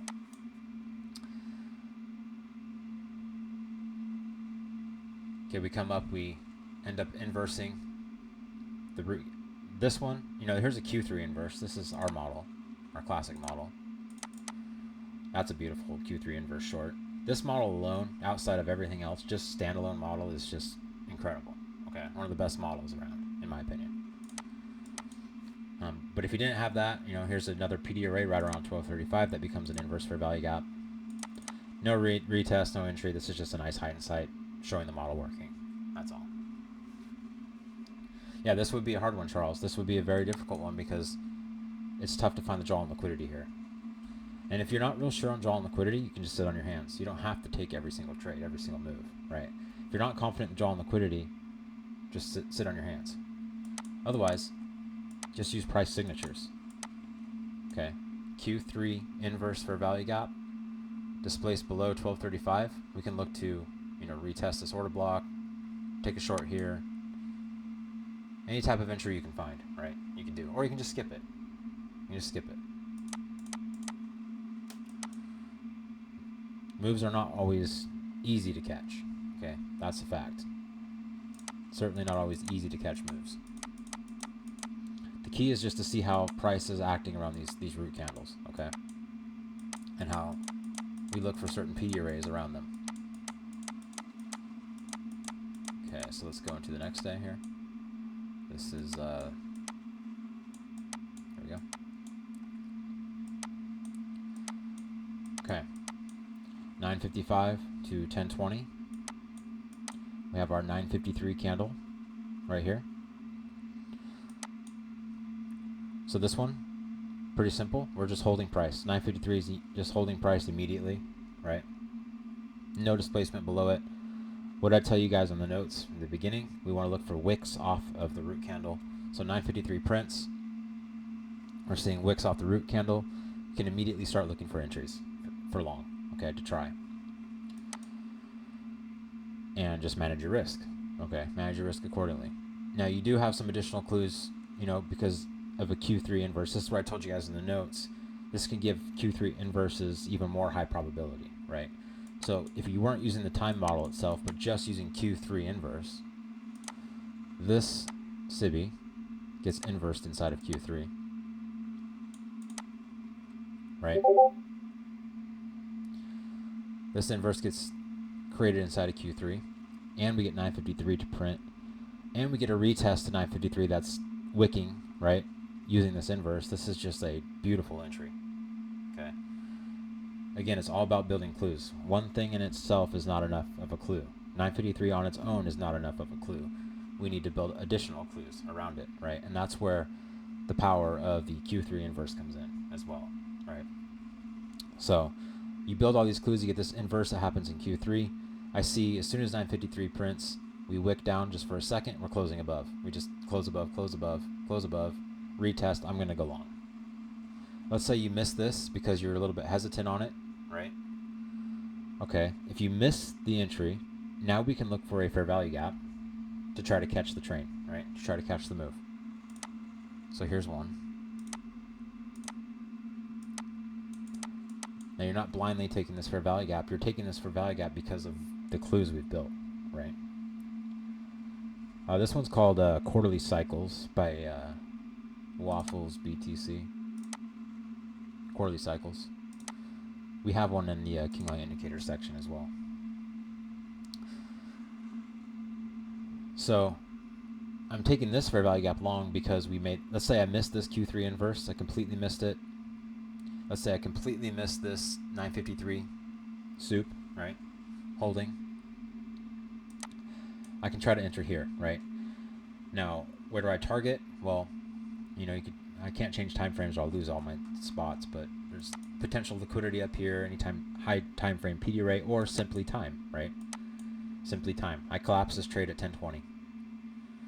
Now, I did end up still going higher, but that's not always the case, okay? So I pretty much would be out of this trade at 1020. Q3 inverse doesn't need to be an no, not at all, Legacy. No, you're just looking for any Q3 inverse fair value gap with a potential draw on liquidity in mind. Okay. Now you can build other clues too, if you want to look at Q2. This was likely, it looks like probably a 5-minute fair value gap.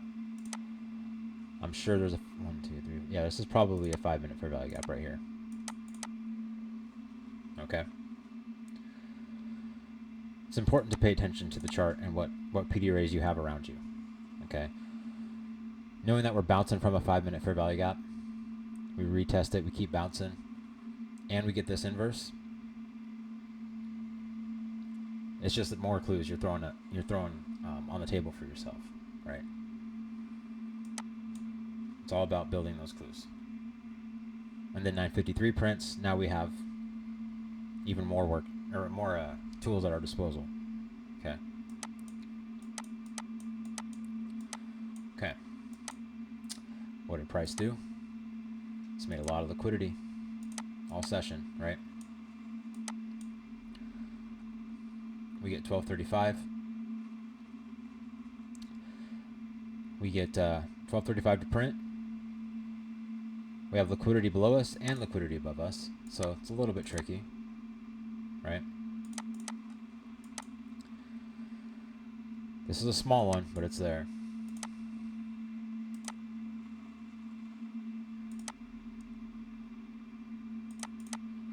We print above 1235. What do we do? What do we reject?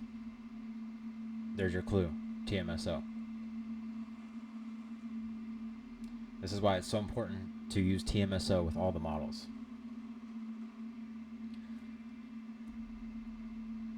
Okay. It's not messy though, D3, if you really look at it. Okay. Again, you have to pay attention to the clues I'm telling you. TMSO. Okay. What are we looking for 1235? What are the clues we want to see? We want to see engineered liquidity. We want to see it go into a premium or discount, right? To run that liquidity. Okay, we want to mark PD arrays around 1235 and pay attention to TMSO.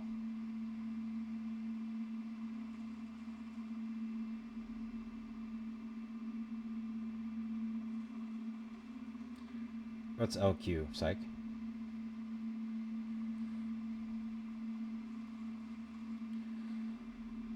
So when we print above 1235 and we reject TMSO, that's a really, really big clue. Okay. Really, really big clue.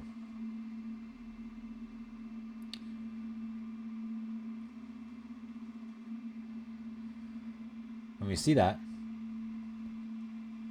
and we have this liquidity to run, okay, we get this inverse that was made right after we reject TMSO. Okay, that's a good time to enter short. Okay, this is a tough one, but TMSO itself could have been the entry, right? No, you don't have to wait for the retest. You can slap it, and then you can slap another on the retest, or just use the candle close. If you want to feel like you want a better stop, then yeah, you can use the retest. Okay. Sometimes you won't get it though. Now, if you took this short to run this liquidity here, you could have taken your profits at 953, right? Taking your profits at 953. Because 953 comes into play again. We come and we sweep 953. Immediately make this inverse fair value gap. This is another really good lesson on when to use how to use 953 all throughout the session. Now, would I short this fair value gap? This is another clue when to never use a fair value gap for short. Same reason we wouldn't have used it before. All right? We've already dropped. We've taken a lot of liquidity. I don't want to short after this big move down into 953, right? It's just like when we were at new week opening gap. I don't want to short right at new week opening gap, right?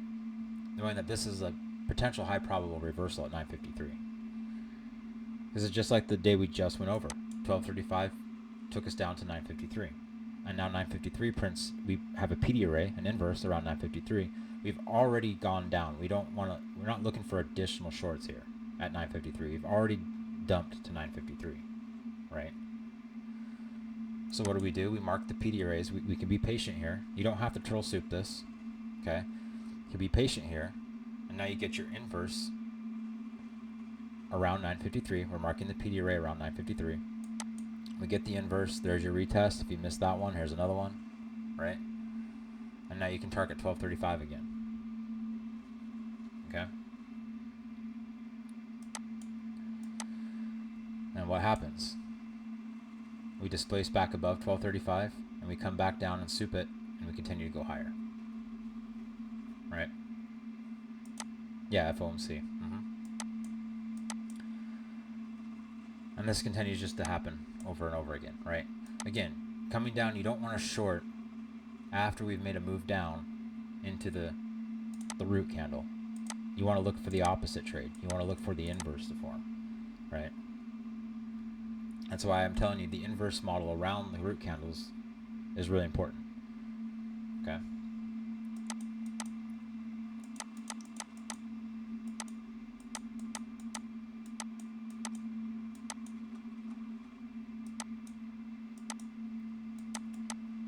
Okay, 955 to 1020.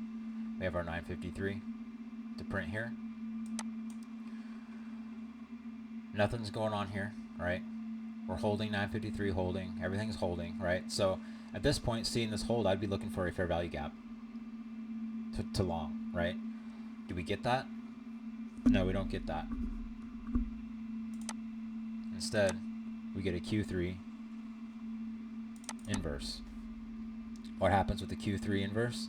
We close below 953 when we create that Q3 inverse. Again, another example of me showing you how this adds additional confluence to Q3 inverses. Okay, we make this Q3 inverse, so I'm potentially anticipating a long, right? Because again, I don't know this is going to happen yet in real time. In real time, I'm seeing 953 holding. Okay, and I'm thinking, okay, if we bounce off of 953 and make a fair value gap, you know, I'll look to take a long, right? We don't get that. Instead, we get the inverse fair value gap that's made, and we close below 953. Okay, so now what do? Now I'm looking for shorts. Okay, I have 2 clues here. Okay, I guess you can say 3 clues. We swept all this liquidity to the upside, right? So in my mind, I'm taking mental notes. This right here.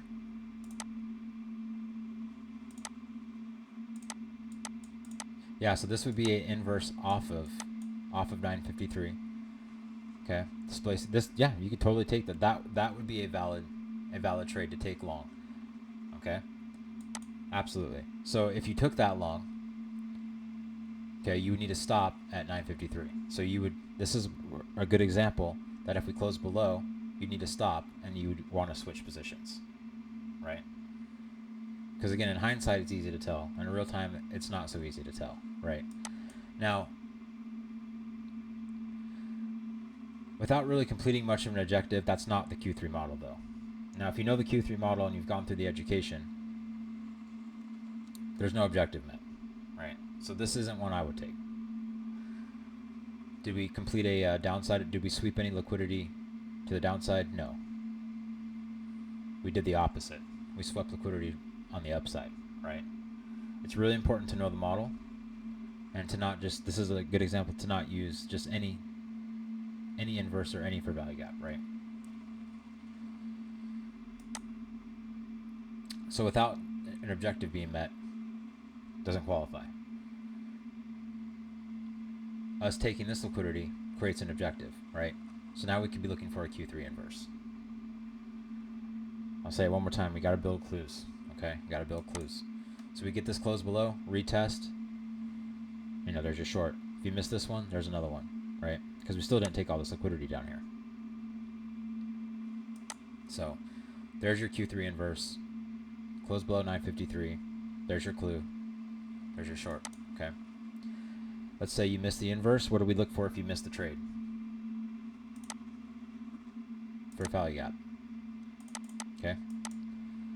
So you could take this fair value gap short. Stop is 953. Close above 953. There's your additional chance to catch the move.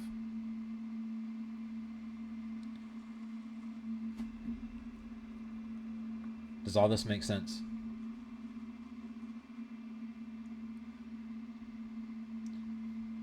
Do we see why we don't take this inverse? Does anyone not understand why we don't take this inverse? I'm going to go through it one more time just to show you guys. I want you to clearly understand. If you study the Q3 model I have in the Discord, okay? Yeah, LR below is one clue, gap trader. But the Q3 inverse model itself has requirements. It has requirements, okay? An objective needs to be met prior to the inverse. We don't have any sell side taken here, right? There's no sell side taken here for this to qualify. Was there any buy side taken? Do we see any highs taken in this cluster of price?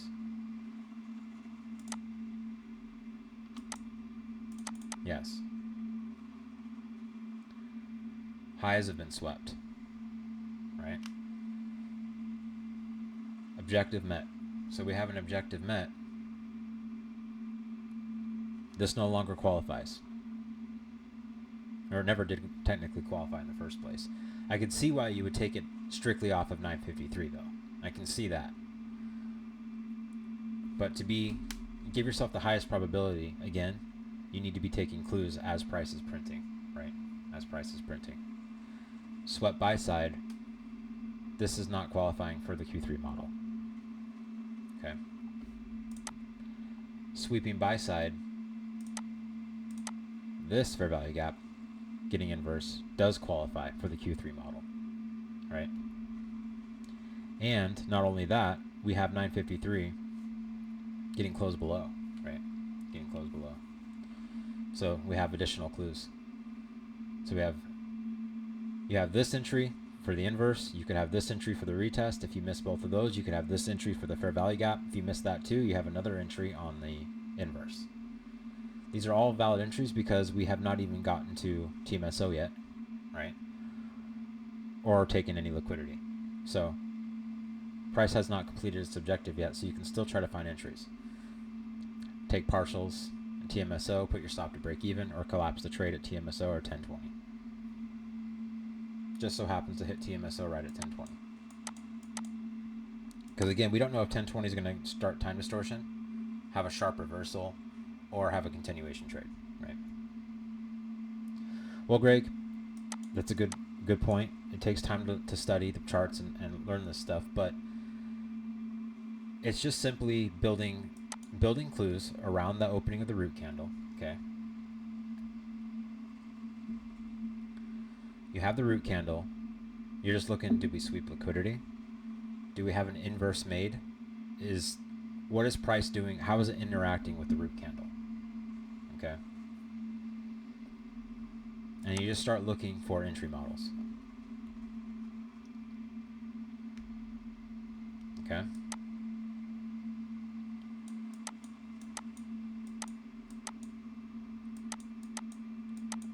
Okay, now here's another example of 1235.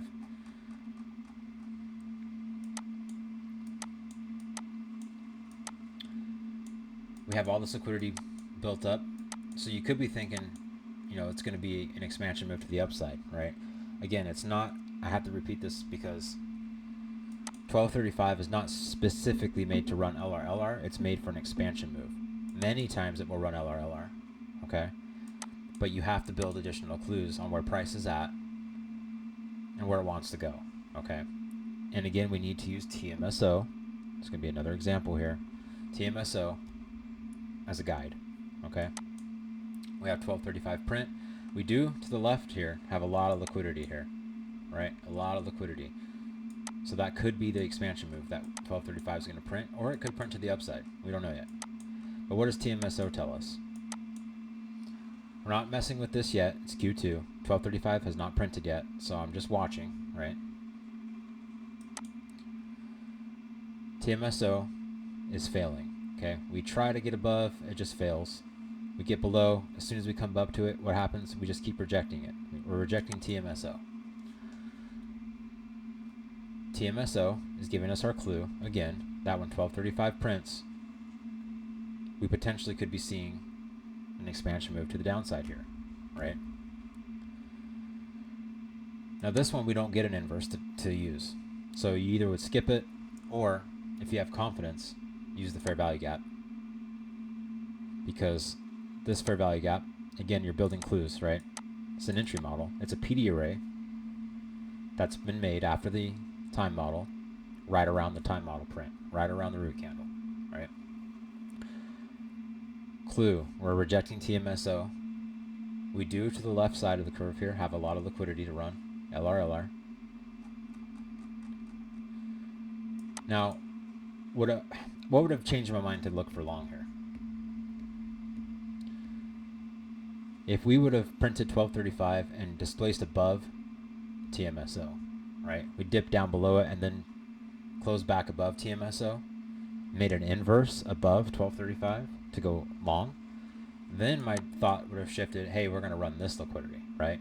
But because TMSO is telling me we're rejecting, and we make this fair value gap, and we retest 1235, and what does price do? It's rejecting the root candle again, right? Rejecting the root candle. I think on this one, midnight was way up here.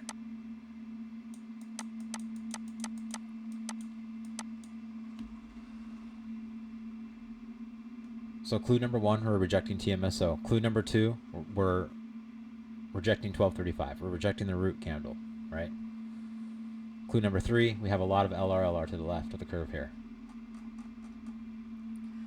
3 clues to potentially take a short here. This is a tough one because you're already down. You're in discount. But the clues are telling you where price is going to go, right? The charts aren't, they're telling you right here.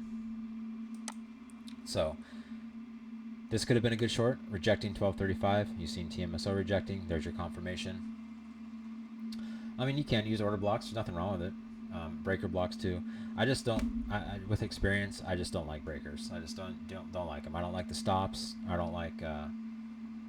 I like the precision better of using exact time levels with PD arrays, like inverse PD arrays and fair value gap PD arrays.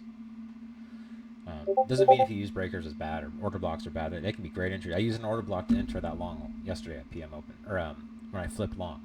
I'll show you. But breakers, I don't use breakers myself.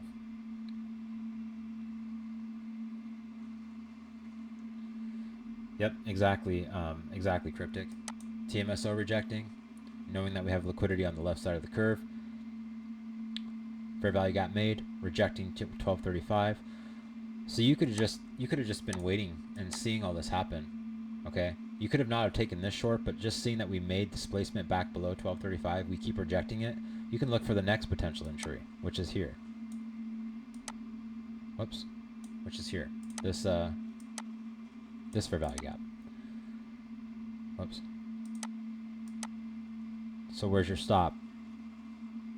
Your stop is, you can either use the 3 candle pattern of the fair value gap, so above the high, or just closing above 1235. Okay.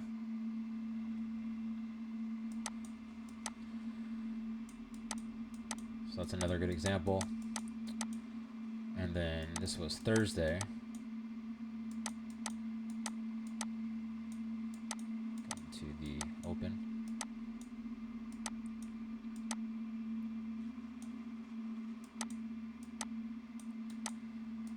Okay, so here's 955 to 1020. Here's our 953 candle print. Nothing to work with here, right? Nothing to work with here at all. We wick above, wick below. We don't have any PD arrays here. We end up finally displacing below. And this is just one of those times you just don't really get an entry, other than if you use the Q3 inverse, right? So here's Q3. This inverse happens inside of Q3. This one happens inside of Q3.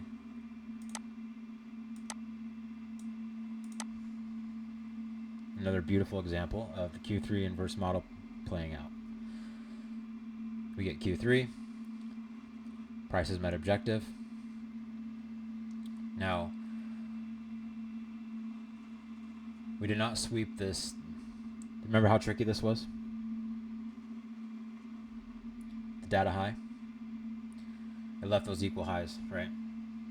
Yeah, TMSO is just the true macro session open of the 90-minute cycle.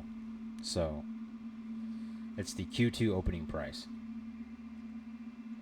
If you go into my mentorship, the second to last video, the entire video is about it.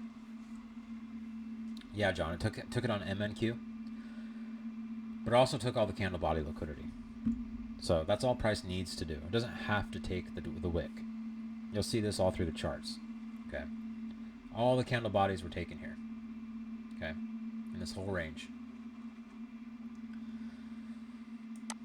And then we get our Q3 inverse. So there's your short. Your short's right there. Okay, so you could take that. So good question. So if you wanted to play it safe, Sanju, we could wait for so here's another Q3 inverse.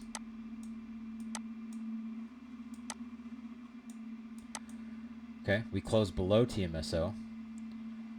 Now you can use TMSO as what? Turtle soup level.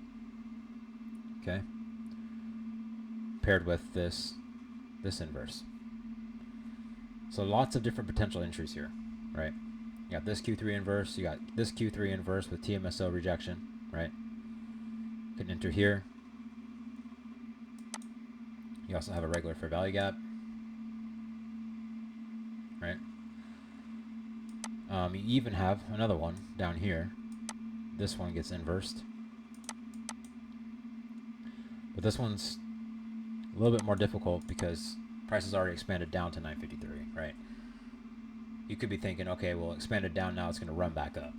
So this one would have been a lot harder to read in real time. These ones are much more high probable, and you could have taken profit at 953, you know, or put your stop to break even. This particular setup, there's no entry. There's nothing here. Sometimes price moves without offering an entry. It happens. Okay? So if that happens, you just sit on your hands. You don't chase price. Unless you're really confident in what's going on. Nothing to do here. But this is the move playing out, 955 to 1020. If you were in this move and somehow you got in this move, you want to collapse it by 1020. Right? Because what happens after this move, this is pretty cool. 955 to 1020. What do we expect price to do? We expect it to either start time distortion, sharp reversal, or continuation, right? One of those three things are going to happen at 1020. This move completes, 1020 starts time distortion. Okay, so that's why you want to be out of that short, that 953 short. You could have just taken short once you see this displace below, right?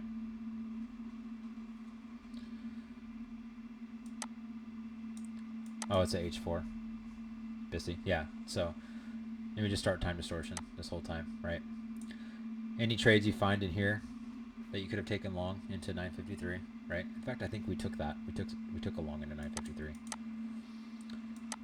Okay, price just has time distortion. This whole section is just time distortion here. Let's see, where's 1235? Minute market. Oh, it's exactly it prints the exact same spot as 953. Well, let's see if we can find our model, right, for 1235. We see some engineered liquidity below.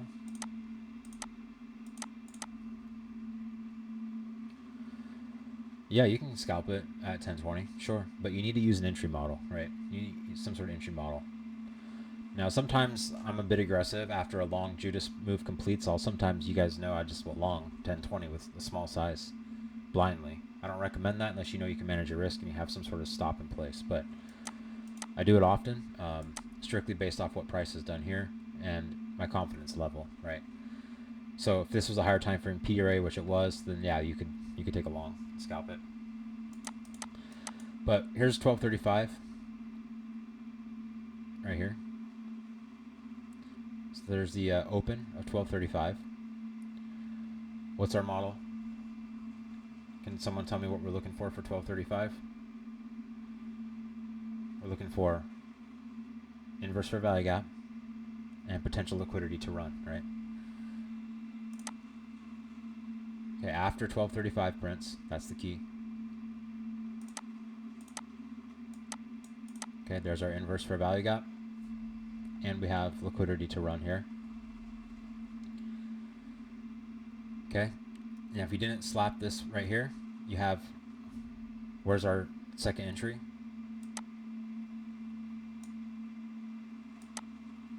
Right here. There's your fair value gap, right? There's your second entry. And it takes a lot of this LRLR. Doesn't take all of it, right? But you get a good move. Get a good move nonetheless. Even if you've taken it from the fair value gap, even down to this 1 minute BISI down here, right? That you could have marked out.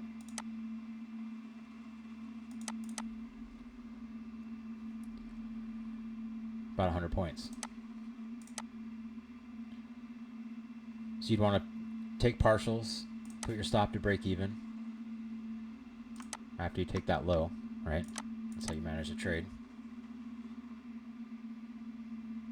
In a different video I will, Vic, for sure. But that's the model playing out yet again, right? Exactly how we would expect. Now what happens here? This was the long we took on stream. This is pretty cool. Again, from the 1235 trade, we come down, we gather liquidity inside this BISI. What does price do? It runs all the way back up to tag 953 to the tick, right? And this is where I went long. I flipped long here.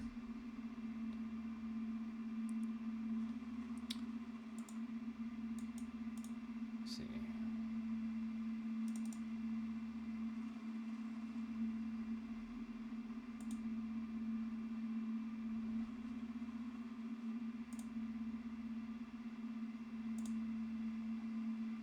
One second.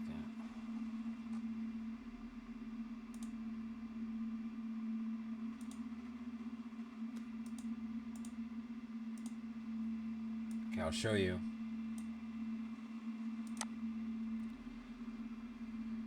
So those that were asking about order blocks, just real quick.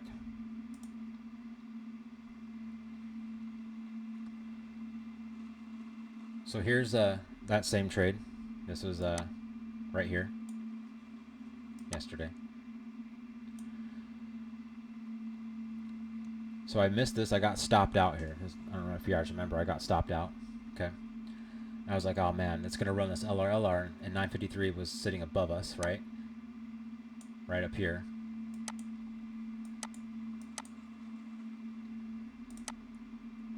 So when I see that, I'm looking for my next potential entry. I was looking to, as soon as price came down to tap this wick, I went long, okay? So when I missed that move, happened quick, but as soon as price came down to that, I smacked it. And I was willing to add again, right at the fair value gap nestled with PMO. And we'll get into PMO on a different day, but it works the same. I'm putting PD arrays right around it, right? Looking to take that long. And then what are we targeting? We're targeting 953, right? This is just the power of these root candles. It comes up, and we end up hitting 953. See, and 1235, they're stacked together there. It ends up hitting it to the tick, right? And that was the high. That was it. So it just goes to show, see, there's the high. 953 can be used for entry models, and it can be used for targets, right?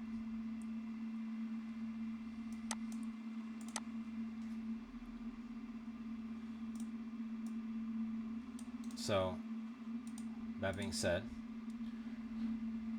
did all that kind of make sense? I know it was a lot to digest. But the key for you guys is I want you to understand how to navigate price using the root candles of 953 and 1235 and what to look for around them, right? Journeyman, you know, that's up to you and your risk tolerance. I don't use hard stops. Sometimes I will, very rarely. I will use stops based off of invalidated PD arrays or invalidated time levels.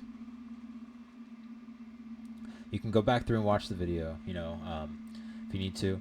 But even more so, I would recommend going through your own charts. Just pick any day you want.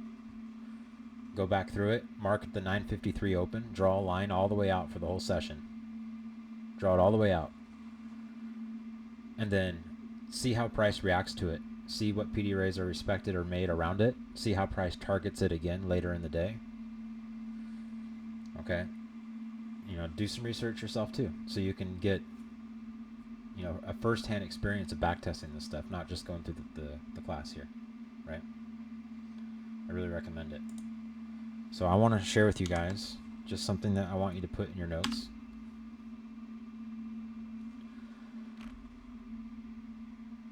These are all the things I'm paying attention to non-stop. I'm constantly building clues based off this list of stuff.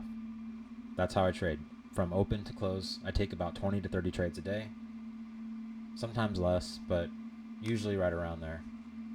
I would say 15 to 20 on average. I just post it in the chat.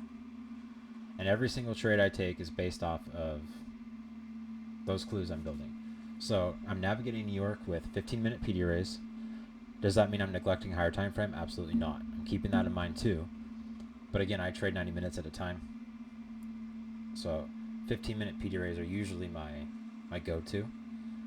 5 and 15-minute PD arrays, and then I use the 1 minute to enter. I'm paying attention to midnight open. Where's midnight open at? Can we target it? Can we soup it? Can we reject it? You know, where's PM open? Same thing. Each new TMSO that prints every 90 minutes, I'm using it. I'm using it as rejection clues. I turtle soup TMSO very often. Jess had a really good TMSO turtle soup trade on stream the other day. I think it was it Thursday? Wednesday or Thursday? Huge move she caught. Simply souping TMSO. I'm paying attention to root candles for entries and targets. I'm looking to use root candles as entries. I'm looking to use root candles as targets. Sorry, I should put this on screen so you guys can see.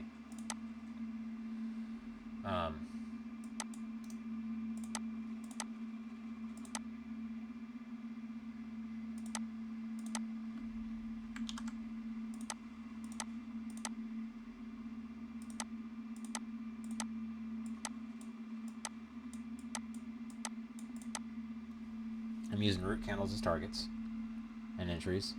I'm always marking PD arrays around root candles. I'm always marking fair value gaps and inverse fair value gaps around root candles. I'm paying attention to price wicking off of root candles, right? These are all in the examples we were showing, right?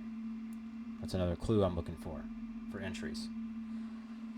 I'm also looking for candle speed into a time level. That's a little bit more advanced. Like if I see speed into midnight, like artificial candle speed,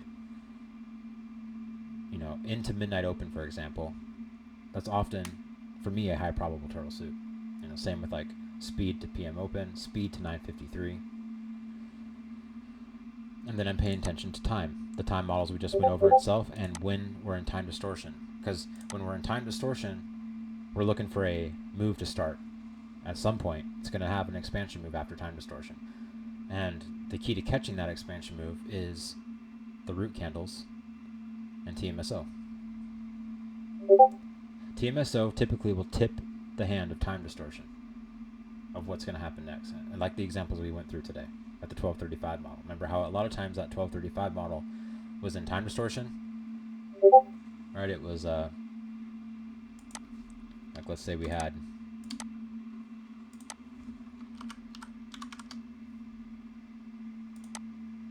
TMSOs right here, right? Price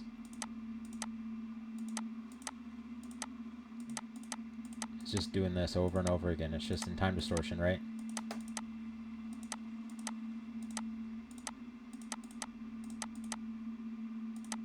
Seeing this? What's happening at TMSO, right? And then you have 1235 right here. And an inverse for value gap right there, right? Or even like right here. This is the clue, okay? And that's how you kind of use time distortion clues with TMSO. And often a turtle soup at the high, you know. But time distortion can turtle soup the lows too, so that's why that TMSO is so important. But anyway, my goal is to not make this a 2-hour class today, and I made it a 2-hour class. So sorry about that. I just really, I really like diving deep into this stuff, and I like to share it. You know, I want you guys to understand these models, and there's just a lot of value there. And again, you're not going to just like overnight start being able to catch all this stuff, you know, on Monday morning. Okay, it's not always that easy, of course. Trading's never easy, but the more and more you see it take place on the charts, the more and more you get the experience of seeing it, the more and more confidence you're going to build when the model starts to present itself. Okay. And again, I do encourage you to just go through your charts and backtest everything we just talked about.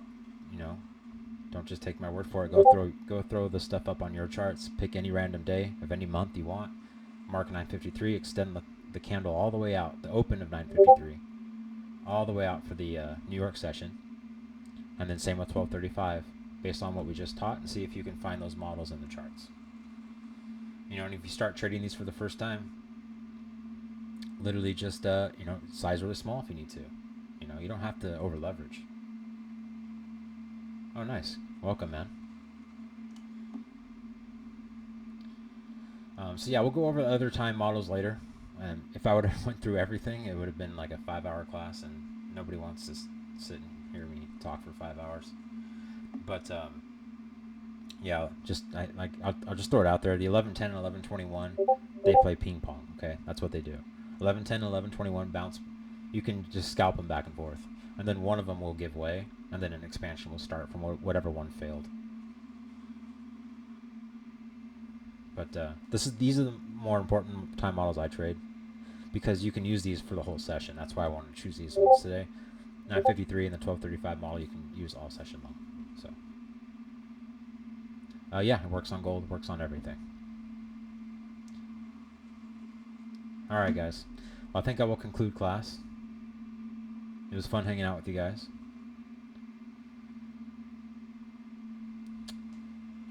You know what? Sure, I'll make it free this weekend. The Kingline Indicators channel.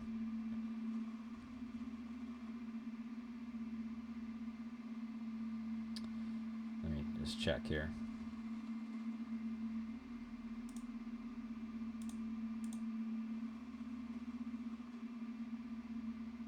Okay. You're welcome to use it this weekend. Sure. It's available right now.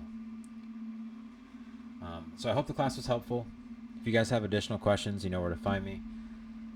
Again, I recommend backtesting. I recommend just paying attention to it in real time. Even tape reading, you don't have to trade the model.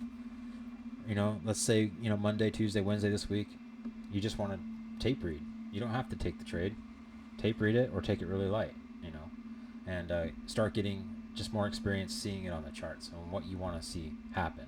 Anticipate it, build the clues based off these things, and then tape read it. You don't even have to trade it, you know, until you have more confidence and experience. And then start really small. Now, you can even take everything I just taught you today and throw it into something you already have as a model for maybe additional confluence. Maybe you just want to use this as like added confluence to a way you already trade, right? There's a lot of ways to make money. You can have any model out there that works. You manage risk, you can have a profitable model. You can take these tools and throw them in your toolbox. You don't have to trade it exactly how I do. You know, you could use these root candles as additional clues, right? Okay, guys, I'm gonna stop talking. I always overdo it. Can't help it. But I'll record this, and then I will post it in the JD Mentorship section. And we'll go to war again on Monday. Finish at 9:53. Yeah. Hang in there, Gap Trader. You're doing incredible. You're doing incredible. Best thing I could say is manage your risk. It's more important than anything else. And I hope you guys, you know, if you were in my PM stream yesterday, I hope you saw that it was okay for me to take a loss. It was a loss that hurt. It was a tough loss I took. But I just remained calm, and I immediately looked for my next entry, knowing that I was offside, right? And as soon as I was able to be open to flipping my bias, the long I caught was much bigger than the loss I took. You need to be able to take losses, guys. You've got to take losses. You're not going to win every day. You're not going to win every trade. If you expect to win every trade, you expect to have every day be green and never have a red day, you're going to be way too emotional when the red starts to happen. You won't be able to make peace with it. It's so important. You need to make peace with taking a loss and being okay with some red. These models I just showed you guys today, there were some big moves, right? Big moves. A 10, 15 point loss, catching a 50 to 100 point move is okay, right? You gotta zoom out, look at the bigger picture, not be too stuck thinking that one, you can't take that one trade like it's the last trade you're ever going to take in the world, It's okay to just take an L. The bigger picture, when you use these models, they're going to work way more than they're not, okay? But anyway, hope you guys have a good Saturday. Looking forward to trading with you guys next week. Can't wait. All right, have a good weekend, guys. That was fun.